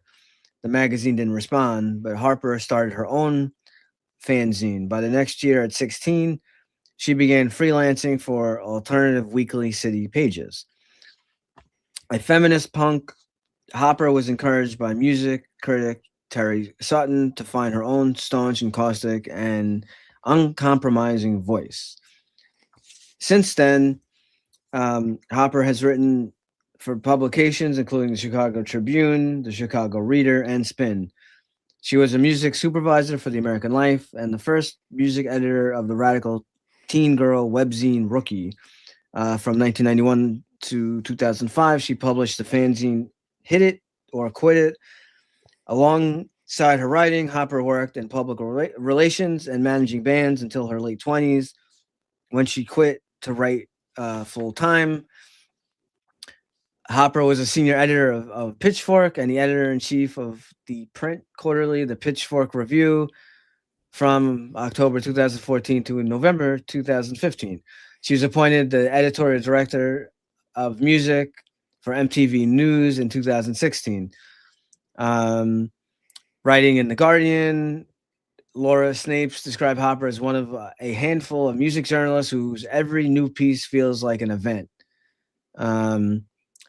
So she's involved in a lot of different documentaries and stuff like that. So but just before Dago chimes in and adds some stuff, we're gonna get into why are we talking about these two people. So when Kurt arrived in Seattle at the house, these two people were there. They were at the house. So, and they, if you want to say, kind of I don't know, under the puppet strings of Courtney, I guess you could use the term. So there you go. I don't know if you wanted to add anything more. See there. Before he does, I just, I mean, just from what you're, I just want to say this real quick, because if I don't, Yeah, go ahead. it wasn't like these two people. I mean, if you're just listening and you don't know these people at all, they didn't seem like dumb. How did they wind up being like I'm gonna get into nanny that. and stuff? Yeah, I'm gonna get like into that. that. Okay, well, I'm Yeah, just I'm saying. gonna get just it. thinking out loud. It's like, I'm gonna get into some. they I'm don't gonna sound explain like that. stupid people. No, but especially weird. Jessica. If you Right. listen, Jessica Hopper's background, like, Right. And I'm gonna- That's what I mean. I'm just listening to this yeah, as you're saying it, and I'm like, these aren't people that sound like they would be You'll doing get it this. when he So, puts okay, it out but there. I You'll get digress. it. Yeah, Right. definitely makes sense. But I want to add. I mean, you've told the story pretty much for Hopper and Cali very well, but I'm going to add another. I'm sure JJ will appreciate this as well and understand. Mark Lanigan is another very important part of this. Okay. Especially with the people that were at the Washington home whenever Kurt got there and got home, along with Dylan, who we explained to you before. Dylan Carlson was Kurt's best friend. Lanigan was very close to him as well. Mark Lanigan was the lead singer for Screaming Trees, another grunge band. Again, he first became prominent as the singer for the band way back. And then was also a member of Queens of the Stone Age, if you guys remember them, and Gutter Twins. Yep. I don't know if anybody knows those bands, but and he also released 12 solo albums as well as 3 collaborations with Isabel Campbell and with Duke Garwood. Sorry. He was known for he had a very like weirdly baritone voice, kind of like Pete Steele from Typo Negative, kind of the deep, anyway. Cool voice. Yeah, very, very cool. Very interesting. Like it catches your eye immediately when you hear it. Anyway, he was described as what the hell was it? Where'd it go? Oh yeah, his voice was described as as scratchy as a 3-day beard, whatever you want to take that as. But anyway, Lanegan began his music career in '84 in Screaming Trees, with whom he released 7 studio albums, 5 EPs, before their disbandment in the year 2000. During his time with the band, he also began a solo career and released his first solo studio album, The Winding Sheet. In 1990, he then released 10 more solo albums, which received critical recognition, but only moderate commercial success. Following the end of Screaming Trees, he became a frequent collaborator with Queens of the Stone Age, which was another great band, and was a full-time member between 01 and 05. So he collaborated with various artists during his career in the 90s, and he and Kurt Cobain recorded an album of what the hell was that? Lead Belly covers that. Oh yeah. Were ultimately never released. He also joined Lane Staley from Alice in Chains and Mike McCready in the band Mad Season, and formed the alternative rock group The Gutter Twins. With Greg Dully in 03, as well as contributing to releases by Moby, Bomb the Bass, Soul Savers, I never could say that right. Tina Rywan, The Twilight Singers, Manic Street Preachers, and Uncle, among others. As always, and what seems to be the regular, Lanegan struggled with addiction to drugs and alcohol throughout his life, but had been sober for over 10 years at the time of his death. Encouraged by his friend Anthony Bourdain, we all know who that is, he released the memoir Sing Backwards and Weep in 2020. He followed this up in 21 with the memoir Devil in a Coma, which focused on his near-death experience with the Big C-19. He and his wife, Shelley Breen, left the U.S. in 2020 and settled in the Irish town of Killarney, where he died 2 years later at the age of 57. No cause of death was revealed. So to get to the important part as to why he is important here, because there's a whole lot about his background and so on and so forth that I have. It has no bearing on this, okay? A lot of bands he was close to and with. Right. Where are we at here? And Dago, you obviously are very familiar with this music scene, because I was too. Yeah, big time. And so I think it's cool to add these asides, because these are like really important people in that scene. And he was very close with Kurt. Very close. Mark was big he time. was a brilliant artist in his own right, for people who don't know much about him. I mean, really cool voice. I highly recommend, if you don't know him, listen to some of his stuff. Yeah, you'll be mesmerized by it. It's not something you hear every day, folks, by no means. No means whatsoever. I'm just trying to I have so much on Mark Lanegan, it's crazy. When I looked into Kurt, you have to look into all this is Cali. He's an artist now, and I find this art very interesting. This is him at a gallery, apparently. So, yeah. All right, come on. Where'd we go? Good God. And it's crazy, guys. Like sometimes with like Wikipedia and stuff like that, or LinkedIn, when you look up people, you go into things, there's like little paragraphs. Mark Lanegan is loaded. Loaded. He was a badass, man. Yeah. He was a badass singer-songwriter. One of the most unique voices you could ever hear. Right. Okay, here we go. So most importantly, Lanegan struggled with alcoholism and heroin addiction during the 90s and early 2000s. In his 2020 memoir, he claimed that he was reveled as the town drunk before he could even legally drink.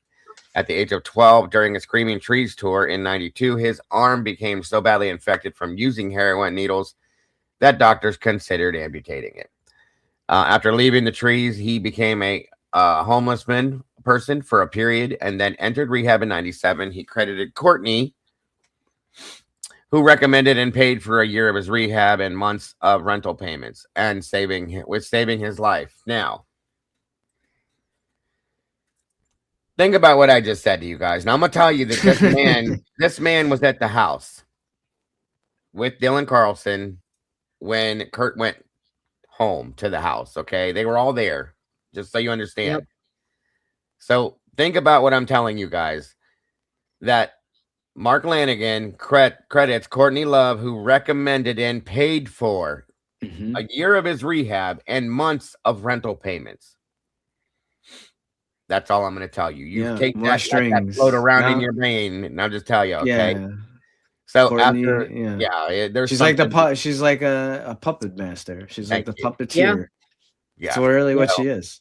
And this was after hold on a minute here. Where we at? Yeah, this was after Kurt died. This was in 97. So I'm going to give you my thought, okay? I'll just give you my thought. Let me see. 3 years after Kurt Cobain dies. This guy was friends with Kurt. Courtney probably shouldn't be around him anymore, in my opinion, but she is. And I got to wonder if she's paying for a year of his rehab, paying rental payments of his, things like this, so on and so forth.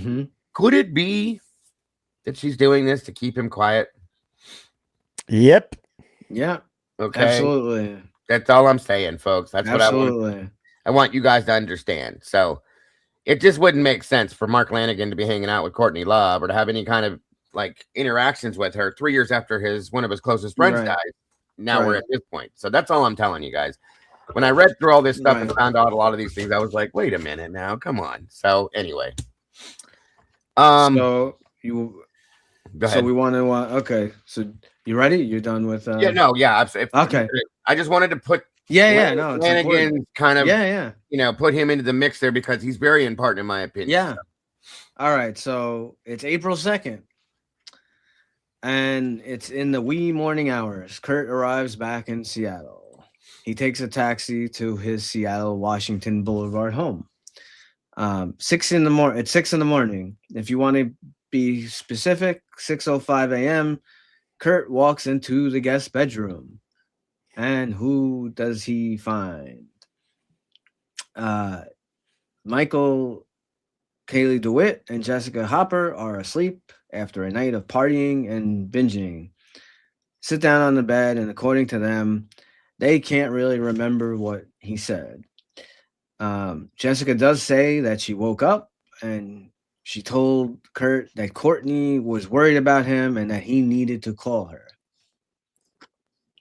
So, this is basically reported in, a lot of different articles and whatnot, basically reporting the same thing. So kind of directing your attention. So there's one specific by rocknyc.live. In this, they have a paragraph and a timeline of events according to biographer Charles R. Cross. Kurt was home on Sunday, April 2nd, only 6 days before he was found dead. He went to Kaylee's room around 6, sat on the end of the bed, and even sang "Hey, Skinhead Girl" to Jessica, obviously jokingly, who asked him to call Courtney because she was freaking out. So Jessica asked Kurt to call Courtney. Then they made a call, but Courtney wasn't taking any calls.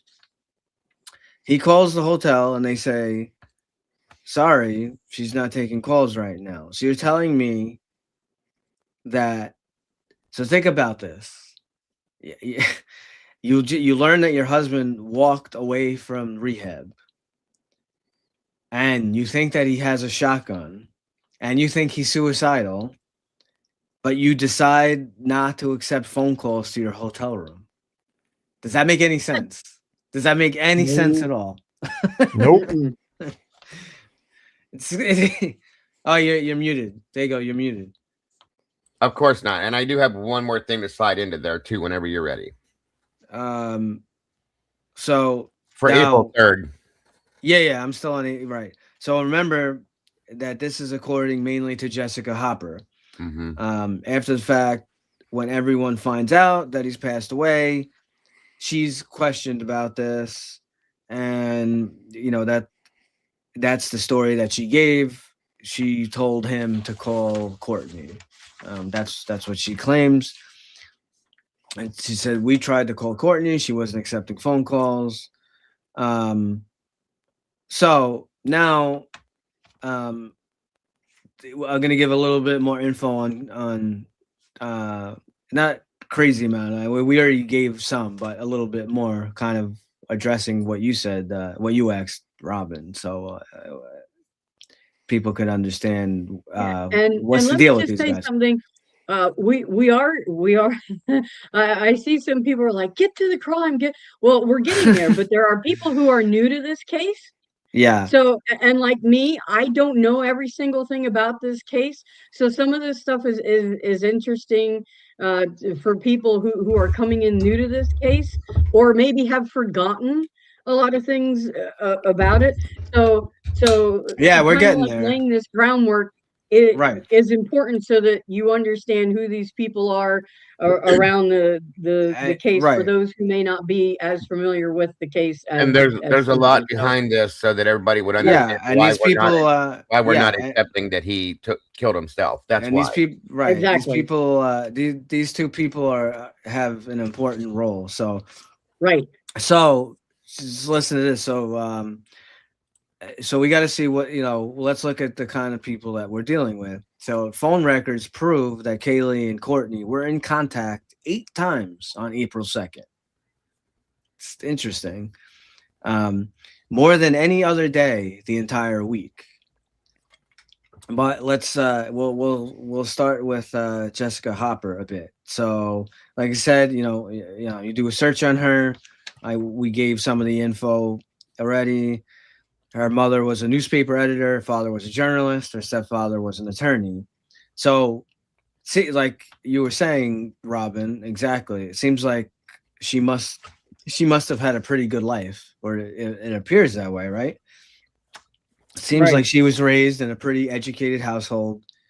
To this day, Jessica Hopper is actually a rock music critic. She's even written for magazines such as Spin, Chicago Tribune, all kinds of publications. So let's dig a little deeper and see what else we can find about her. So Jessica Hopper is only 18 years old in 1994 when Kirk dies. So think about that. So how does the daughter of a newspaper editor, a journalist, a stepdaughter to an attorney, meet Courtney Love? So there's a few things that talk about this, and it basically explains that she was a troubled teenager. She got highly involved in the punk scene, and around 15 to 16 years of age, Courtney Love took her under her wing. Okay. Clothed her, fed her, housed her, let her travel with her, and got her into heroin, of course, right? So we come to find out that Hopper's actually a teenage, angst-ridden, punk-rocking runaway who is impressionable and looking for her place in the world, who Courtney Love is harboring. A minor. If a man did that, right? If a 20-something-year-old man took a 15-year-old girl under his wing, oh my God, what would we think of that man? If a 20-something-year-old man took a 15-year-old boy under his wing that he wasn't related to, that he didn't know any other family. So we ask ourselves, what does Courtney get out of this relationship by spending money on this girl? This girl was raised in a house of journalists, editors, and her parents have passed their talent along to her. Jessica is trying to get a fanzine published. Courtney, the pieces are right there. Courtney wants to be famous. She wants to be able to control the articles that are written about her. And she finds in Jessica this impressionable young punk rocker girl who has a talent for writing. There you go. There. Okay. Okay. All right. I get it now. All right. Who is struggling to find her way in the world, and Courtney takes her under her wing and actually pays for Jessica's fanzine to be published. Los Angeles Review of review of books for Jessica Hopper running into Courtney Love was more than just another celebrity sighting. Hopper was finishing up her first tour for her new book, the first collection of criticism by a living female rock critic. And she was making her way through LAX, the airport in Los Angeles, to catch a flight home to Chicago. I'm going up the escalator and I look up and there's Courtney Love. Hopper recalls way back in the 90s, Courtney supported my fanzine. She paid for the printing of my third issue. I was in 11th grade. Hopper basically owes her introduction into the rock world around all these famous musicians, around this punk rock party lifestyle. She owes it all to Courtney. None of it would have happened without Courtney. Jessica Hopper's dream is to be a music journalist, and Courtney Love can make or break her. So now let's look at Cali Dewitt a little bit, mention him. So we find out that Cali Dewitt met Courtney about 4 years prior to Kurt's death. Same situation. He's underage, and he begins as a roadie for Hole. She takes him on as a roadie. Okay, so now we also know that Courtney slept with Cali Dewitt. What you may have not known is that when she slept with him, Courtney was in her 20s. How old Cali was, we're not really 100% sure of. He was a teenager. Yeah. Did she wait? Did she wait? Did she not wait until his 18th birthday? Both DeWitt and Hopper appear to have been befriended by Mr. Cobain's widow, Courtney Love, when they were minors. And DeWitt asserts that Love took him under her wing approximately 4 years prior to Cobain's death. I bet she did. There's rumors that Courtney had sexual interactions with Hopper as well, you guys. Right. When he was 16, Hopper indicates that Love befriended her approximately 2 years prior to Mr. Cobain's passing, when she was either 15 or 16. Miss Love has a history of violence and manipulation and engaged in a number of suspicious behaviors near the time of her husband's death, including misrepresenting her identity in a missing persons report filed with the Seattle Police Department. We'll get to that when later on. So as you can see, both Michael Cali Dewitt and Jessica Hopper were sort of troubled teenagers with no real clear path. They even got into heroin at very, very young ages, and probably because of Courtney. And you can see the pattern, folks, I'm sure. Right. The pattern is Courtney, right. Courtney uses this to her advantage. She says, I'm going to give you guys careers. One of you can be the most famous musician on earth, nanny, and the other can publish for fanzine. I'm going to fund your lives, make sure that you're successful. And we all know that Courtney's very manipulative. We all know that she lies. What you may not know is that Courtney often uses, is what we keep going to, the pattern of behavior, right? She often uses her money and heroin addiction to control the people she has around her. In return, she commands absolute loyalty. Whatever you do, don't betray me or I will cut you off and you will have nothing. So now that we know a little bit about Michael DeWitt, Jessica Hopper, and where the loyalties lie, now we can get into moving a little bit forward towards April 3rd. And that's the day that Courtney Love hires private investigator Tom Grant, which is Easter Sunday.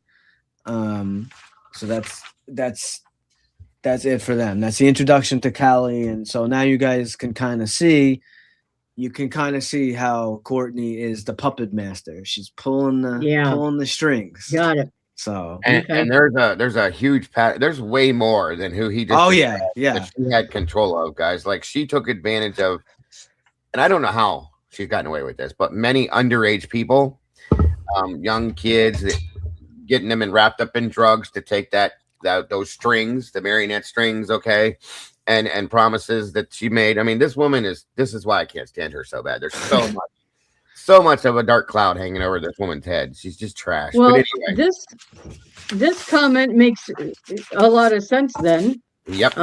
If she had a predilection for preying on the young, yep. Yeah.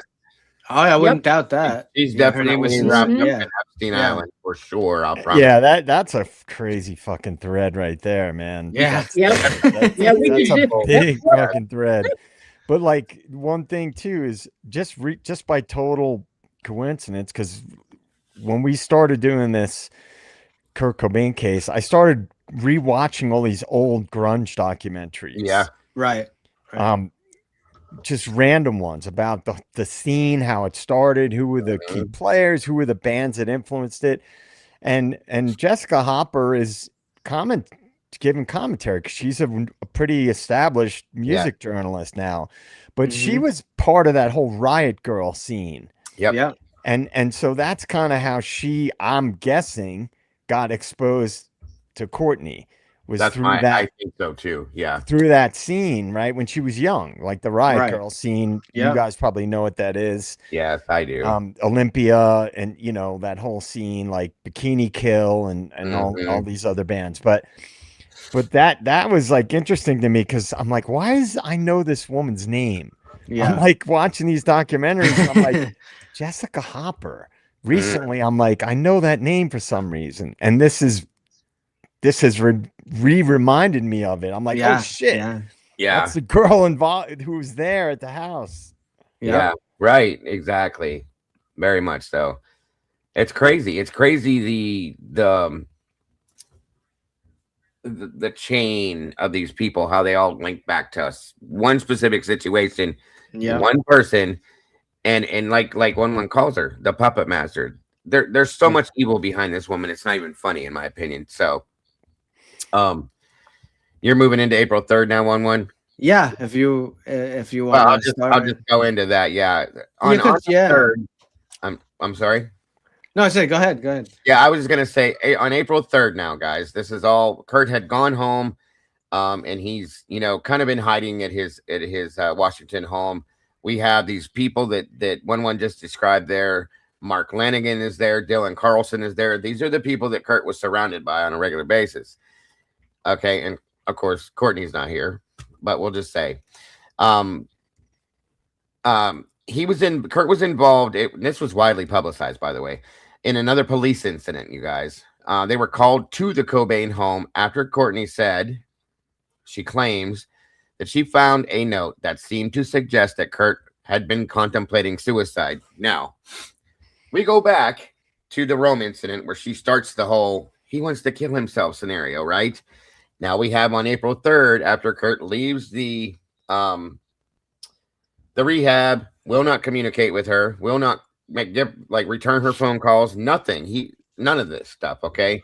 She called I can't remember the rehab. I don't know how many times she had called the rehab trying to talk to him. He ignored it, and then he left. So all of that. So she calls the police, says she finds a quote-unquote suicide note, which she said she found in their home, and it raised alarm bells, prompting the police to go search for Kurt, okay? And at that time, he was reported missing at that point, because at the same time she called Tom Grant, said this, that, and everything else. Right. So this is another attempt at her putting the narrative out that her husband, Kurt Cobain, is suicidal. Once again, if you think about the situation, this woman is completely, just like we've all seen in the Idaho 4 case, creating a narrative based on propaganda that she is purposely putting out to the media and things like that. It's the same situation, guys. So the whole world at this point is believing Kurt wants to kill himself. Okay. Setting the stage for the play, in my opinion. It's interesting. And she doesn't even put her name on the missing persons report. She uses his mother's name. Yep. And I mean, that's the news. the news reports that the mother, but the mother had nothing to do with it. Yeah. Yep. Exactly. And then at this time, the whole thing, with the police being alerted to this quote unquote supposed, I think one kind of referenced that earlier on. But they conducted a search of his home. He wasn't found. It was later revealed that he had barricaded himself in a room to escape the situation. Okay. The incident, combined with his withdrawal from the rehab, was another indicator of how deeply Cobain was struggling. This is what she wants everybody to believe. Okay. Right. Yeah. And his erratic behavior, including the notes and incidents leading up to the disappearance, painted a picture of someone in deep emotional and mental distress.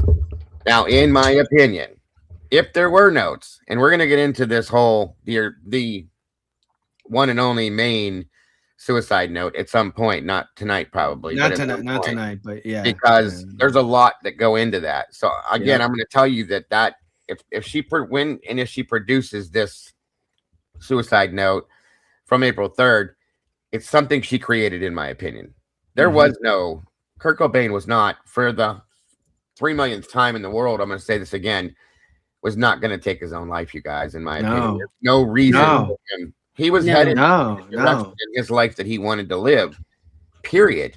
Okay. And it was definitely not something Courtney wanted. So in turn, here we are. Well, the behavior, and you got to look at the behavior that he's, in these events. Obviously, no one likes, fighting with a, ex or whatever, wife, husband. Of course, it's going to create stress. Right. But he was everything was really, he was fighting his addiction. Yeah. But you guys also have to remember, I didn't really mention it, and this is a big deal too. He had, I forget the name, maybe, Dago or Jay, maybe you guys will know specifically. I know he had a severe stomach issue for like 6 years. He was taking medicine. He was constantly under pain. And that probably is a big, some people always want to think like, he's just like, he's a, rock star or punk rock, this or that. That's why he's in drugs. Yeah, there are rock stars do party and whatever. Yes, in that scene, but it also could be more. Your microphone's going crazy. It's going crazy. It's like really? All staticky. Like, can you hear me now? Yeah, it sounds okay to me. It sounds okay to me, but could be on your end there. Can I just wanted to say something. Go ahead. Okay, now you sound weird. So it must be on your end, Robin. Okay. Like what one was just saying is like there, and what Dago was just saying, there's all this narrative pushing, and one of the narratives that was being pushed a lot to attribute his drug use and stuff was, his severe stomach issues. Well, he said it himself in an interview. He said, like, man, I was like taking this medication. I was always in pain. And then I got on this new medication, and it was like all the stomach problems went away. Like, you can watch that interview with Kurt Cobain. Yeah. So before he died, this is his words. Yep. Completely gone. He got on a new medication. He was on the wrong medication, and it completely eliminated his stomach issues. And he was like, I feel great. Yeah. So that was just another one of those narratives that was being pushed to kind of, feed the machine of this overarching narrative. Right. And control the entire situation. Absolutely. Yes. Yeah, that's why he was headed in a different path. His stomach was worked out. He was, and truly, honestly, part of his addiction was based on self-medication because of the stomach issues. That's what I was going to say. That's what I was getting to. Was I know he's a rock band or whatever, but I think what really got him into the addiction was his pain. As you see this as a pattern with many people who, it's not fun to live in pain, especially if it's like, never-ending pain, like every day, and it's just, you know, you can't sleep well, you can't think well, and whatever. So what do you do to get away from the pain? You try to numb yourself. You know, it I'll be right makes back. sense. I have to fix my speaker. I'll be right back. Okay. Okay. So all the patterns to me, like what to me, he was definitely he was going on the right path. I mean, he might not obviously maybe he wasn't completely there. He wasn't completely done with his addiction, but he was making an attempt, and I really think he was there's a strong chance he was going to get there. I think he really wanted to build, you know, he had a love for his daughter. And you know, anyone that has kids, like, you know, you do anything for your kids, but most, you know, if you're really, you know, you're a loving parent, that could be something that could set you straight. Definitely, you know.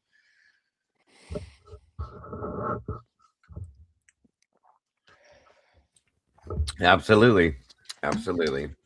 Yeah, I mean, it's just you know, I always go back to this, but when, you know, artists, especially really prolific and deep artists, are sensitive people, you know, and Very. turmoil into, like, some people can handle stress and turmoil better than others. It's just different personality types. When you have this, like, really sensitive, clearly brilliant artist, and now he's dealing with a wife that's a lunatic, right? You want to separate from that. Like it makes perfect sense to me. He was just like, this isn't, you know, because she was probably creating even more than we know Oh, yeah. chaos in his Yeah. life. Yeah. And so it's also, when you're dealing with someone like Kurt Cobain was, it's also really easy to pin these narratives on him that we're all talking about, like with Right. Courtney and all this stuff. It's very easy to, oh, look at Kurt. He had an addiction and all this stuff, but it's easy to pin that stuff on somebody that's an artist. Oh, he's a, you know, deep, sensitive artist. But it seemed pretty clear to one's point. He was trying to move away from that chaos and away from the drug lifestyle, and obviously away from Courtney. We know that. Right. We know that. So it's like, but yet she knew that she could use that narrative. Yeah. She was using that narrative very Right. effectively, Right. for the media, at least. Right.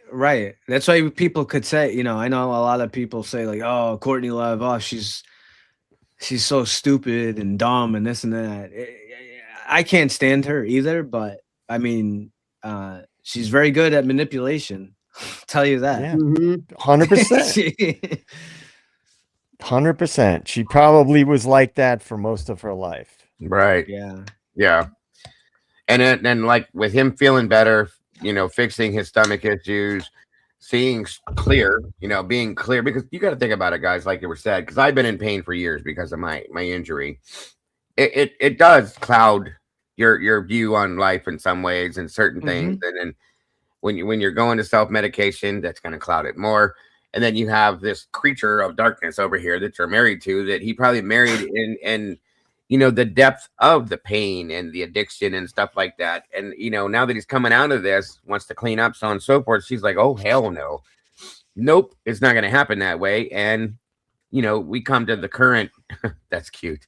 We come to, like, the current point in his life, and she's not having it. She's just not having it at all. Which is why she's planting these seeds, in my opinion, for the which you got to see it. You got to see it for what it is. And anybody that doesn't see this, I mean, you need to really look back at this again. And Tom saw it, in my opinion, the PI, like, right away. Okay. She's planting the seed for the suicidal behavior and then the thoughts and so on and so forth that the man never had. That this wasn't him. And she's planting this time and time. Rome, April 3rd, again, repeatedly telling everybody around her, I'm so worried about Kurt. I know he's suicidal. He's so this and he's so that and he's so blah, blah, blah, blah, blah. No, not even remotely close. And then what happens. So everybody goes, oh, but yeah, we remember she said that he was having these struggles, that he was going to do something like this, so on and so forth. Boom. She creates the story. It happens. It's over. And they ran with that. You know, that's the part that really bothers me. That's why we're explaining all this backstory stuff to you guys. Yeah. Right. So, We're just trying to we're trying to follow the timeline. There's a bunch. We're probably going to cover this case even probably a bunch of dates in February as well. There's a lot to cover. Even from, I could just tell you, even stuff that I know, even the autopsy report. No, the autopsy stuff. The autopsy report, from what my understanding, was labeled a suicide before they even got any. There was no lab. There was nothing. I watched an interview, or like kind of an explanation from Cyrett, however you say his name. Yeah. He said impossible. There's no way that they would have got, like, it would have taken at least a few days. There's no way that they could have ruled suicide that quickly without getting, without they couldn't have gotten the results. They didn't have the right information to be able to do that. Right. So like you look at the info and the stuff that they had, that they were doctoring with, you look at this stuff and I get like Idaho 4 nightmares. Like, yeah, it's a lot. It's a lot like the same stuff, but a lot of narrative pushing. Yeah. But you can, if you want to go forward with the rest of April 3rd and when she gets a hold of Tom Grant and all that, I just wanted to give that whole one more seed she tried to plant with the whole suicide note and everything from the 3rd that time. Yeah. I'm not sure. I know we're at 207, so I'm not sure. Okay. How, whatever you guys we might, unless if some people have some questions maybe or something, or I don't, or JJ, anything else that you want to throw in there? Or throw in anything. And I know JJ's, but we will definitely get into the FAF thing. Yeah, we may even do we may even cover that as like a separate, like a whole. Because that's a whole other story too, right? And it is and it's connected. It's definitely connected. Yeah, I know. It's because I finished the biography about FAF. So one thing I wanted to add about that specifically is the Mark Lanigan is a really important player in all this. Very much so. Like so when Dago brought him up earlier, when you guys were mentioning his name, he's pretty pivotal because number one, he was good friends with Kurt. He was pretty extremely well regarded in the music scene, like big time, because they preceded Nirvana. The Screaming Trees and his projects preceded Nirvana. Right. He was an influential guy. And then of course the Courtney stuff. It's like this stuff is all intertwined. And the reason I just threw that in there is because people were saying, oh, Kristen Pfaff she really liked Mark Lanigan. It wasn't Kurt. It wasn't Kurt. The only reason that came up is because at Kurt's funeral, Kristen Pfaff, who was known to be a very aggressive, very self-actualized woman. Yes. She told people like, oh, I want to date him or whatever. I want to hook up with him or whatever. And she called him. She called Mark Lanigan shortly, like literally, like really shortly before she died. Right. But that doesn't dismiss the rumors about her and Kurt maybe having this potential to get together. I just want to throw that in there because it ties in with Mark Lanigan. And that's why I pointed out that Courtney funded some things for Lanigan, because I believe that Lanigan knows a lot about what went on with Courtney and Kurt and even Kristen possibly as well. Yep. Therefore, hush money is hush money. Folks. Yeah, that's what I call it. That's exactly what it is. That's what it is. That's why she was financially balancing him in that aspect. I'm going to point that out again. So it was either like hush money or a combo of hush money and controlling the addiction to some of these people. Well, and, you know, yeah, because Courtney Love, and I'm going to tell you now, guys, you see it how you want, but my opinion, Courtney Love does not know how to care for people, period. Like, she doesn't know how to truly love somebody or love a friend or a husband or even a child, in my opinion. Okay. She doesn't have that ability in her soul. It's all about like what she can gain from every situation. That's the type of person she is, whether it's from her own child, her husband, a friend, a parent, an aunt, an uncle, an old lady that she meets. It is about what she's going to gain in the end. It's not about true love or care or any of that, folks. Please don't mistake yourself. This is a horrible person, okay? Rooted with evil inside in the depths of her soul, period. And I don't know how anybody like this can exist in the world, but they do. And there's many people like this, okay? But she's one of them for sure. Right. Yep. Master manipulator. She's like she may be the queen puppeteer. Like she's definitely one of them. Definitely. She has everything is transactional with her. It's like right. Everything. Right. Like I know she's got a book coming out, and definitely that would be. But she's broke. She's broke. However, right. You know, be careful what you wish for sometimes, because as JJ he said, I think a week or two ago, whatever it was, you know, Candace Owens can be very shrewd too. Oh God, I hope so. Don't put it like if Candace Owens has if she may, you know, if she decided to do a deep dive and she's like, hey, I think this girl actually killed Kurt. She may Candace may try to manipulate. I'm praying her on top. You know, it would be interesting. It'd be an interesting dynamic. Very to see, you know? I am praying that Candace Owens pulls a Candace Owens on Courtney Love and does her thing, and it's all put to the world. And Courtney will have nothing. This is one thing I'll say. Courtney is a manipulator, but so is Candace in her own way. And I can't see Courtney standing up against Candace Owens and winning in that battle. I just don't see it. No. So God, I can only hope that happens.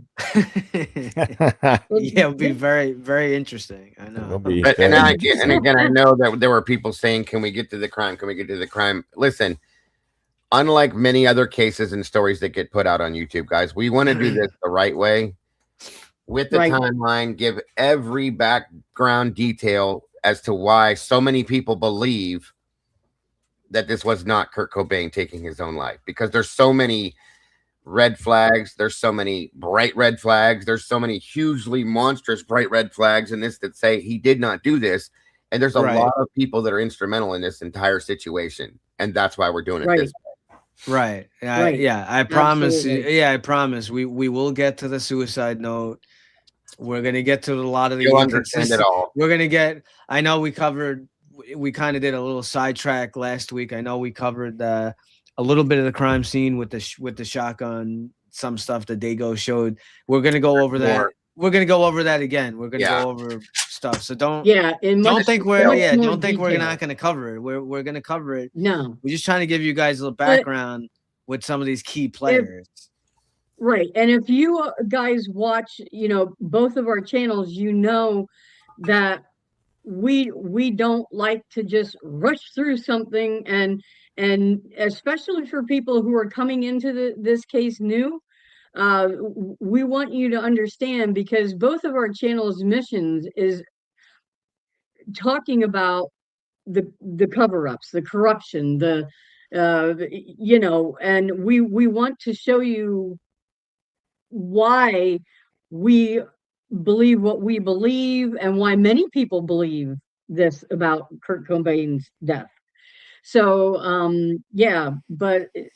and I just want to let you guys know, we want you to chat in the chat. Absolutely, please ask questions. We'll get to them when we can. We want you to chat.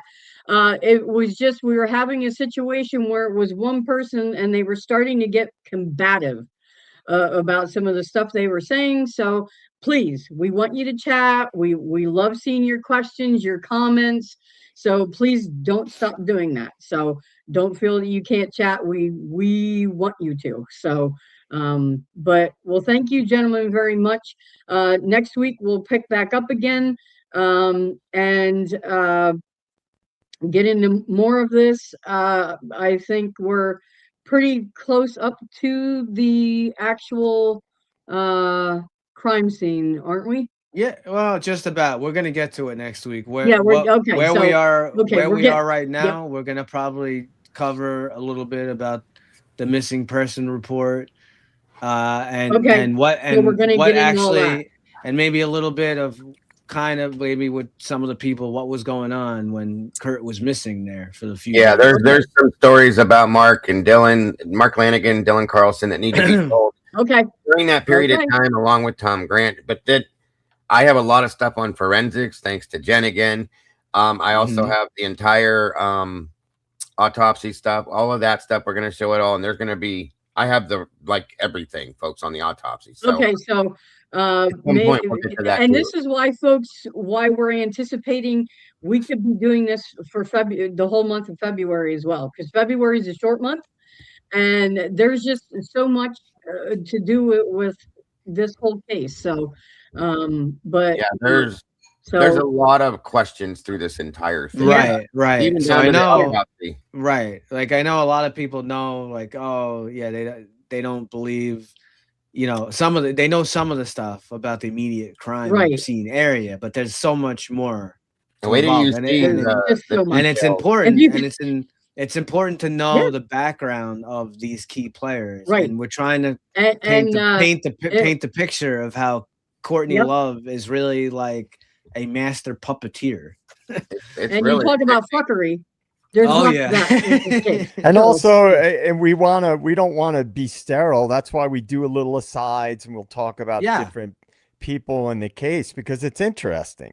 Yeah, to know who these different people are and who they were to the big picture and all that kind of stuff. Yeah, and I promise I'm finding it very interesting. When we get into you guys are like educating me because I know like a little bit about the case, but so sitting here with you guys is really cool for me too. So I promise, for those of you that don't know, because I know there's a few in here that are big fans that do know, but for those of you that don't, the details from the crime scene that we didn't touch on, and the details especially from the autopsy stuff, holy shit, folks, that's all I'm going to tell you.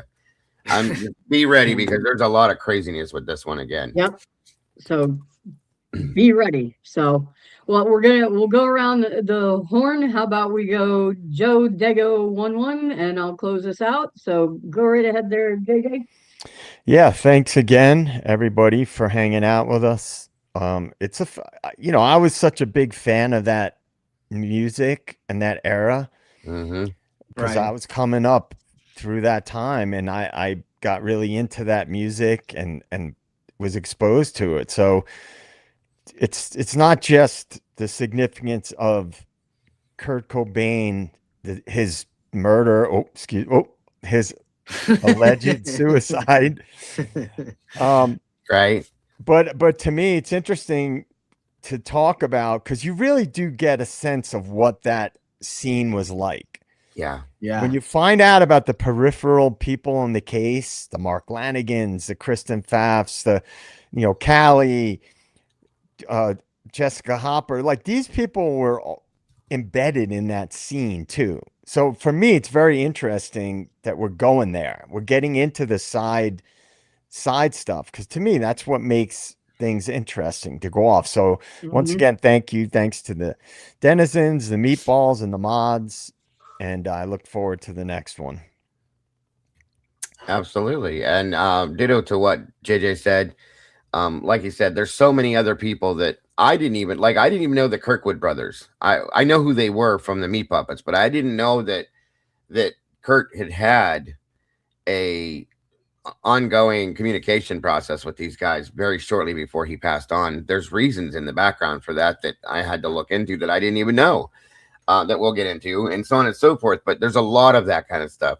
That's why we're drawing this out, trying to give you the whole story instead of the short and sweet story that I've given before, that all these documentaries give. They give shorter versions of everything we're putting on for you guys. So that's why. And it gives a lot of even things like, even now as we talk about it, it's like I think you said this too, JJ. It's like re-enlightening my mind to the whole situation. There's things I forgot about, things that I didn't know about, things that I did know that I, are reiterating to myself. So it's very interesting that we're doing this. I'm loving doing this.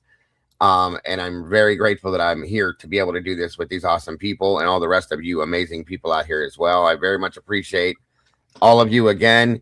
Again, thank you to Pennywise, Amanda, and Miss Essie. Thank you guys so much for your amazingness over here, and all of the Blue crew that was here tonight. I appreciate all of them as well. I don't even know if there's a couple still in here somewhere, but thank you guys all very much. We couldn't do this without you, and I appreciate all of this community. You guys are amazing. So God bless and good night, guys. Yeah, thanks everyone for coming out. I hope enjoyed the show. Great discussion as always. The meeples, denizens, mods, great mods on both sides. You guys do a fantastic job. What I can say, we're basically following the theme of Lee would appreciate this. The devil is in the details. So that's kind of what we're doing. So again, I know, there's a lot of stuff with this. Every time, I'm doing research and looking up different things with this case. Every time I look something up, I find something new. So there's a lot of, and I'm sure that will continue to happen. There's just so much with this case, but hold on to your hats, hold on to your socks, because we will get into all the stuff. We don't want to race past everything, as Robin was saying. We want to kind of slowly digest, and we'll get to the main course. We will get there. But thanks to everyone. I make sure you hit the subscribe, the likes. I believe we will be on tomorrow, right? Regular time. Yep. Yeah. 6 Pacific with 9 p.m. Eastern. For those of you in the Northeast, be careful shoveling.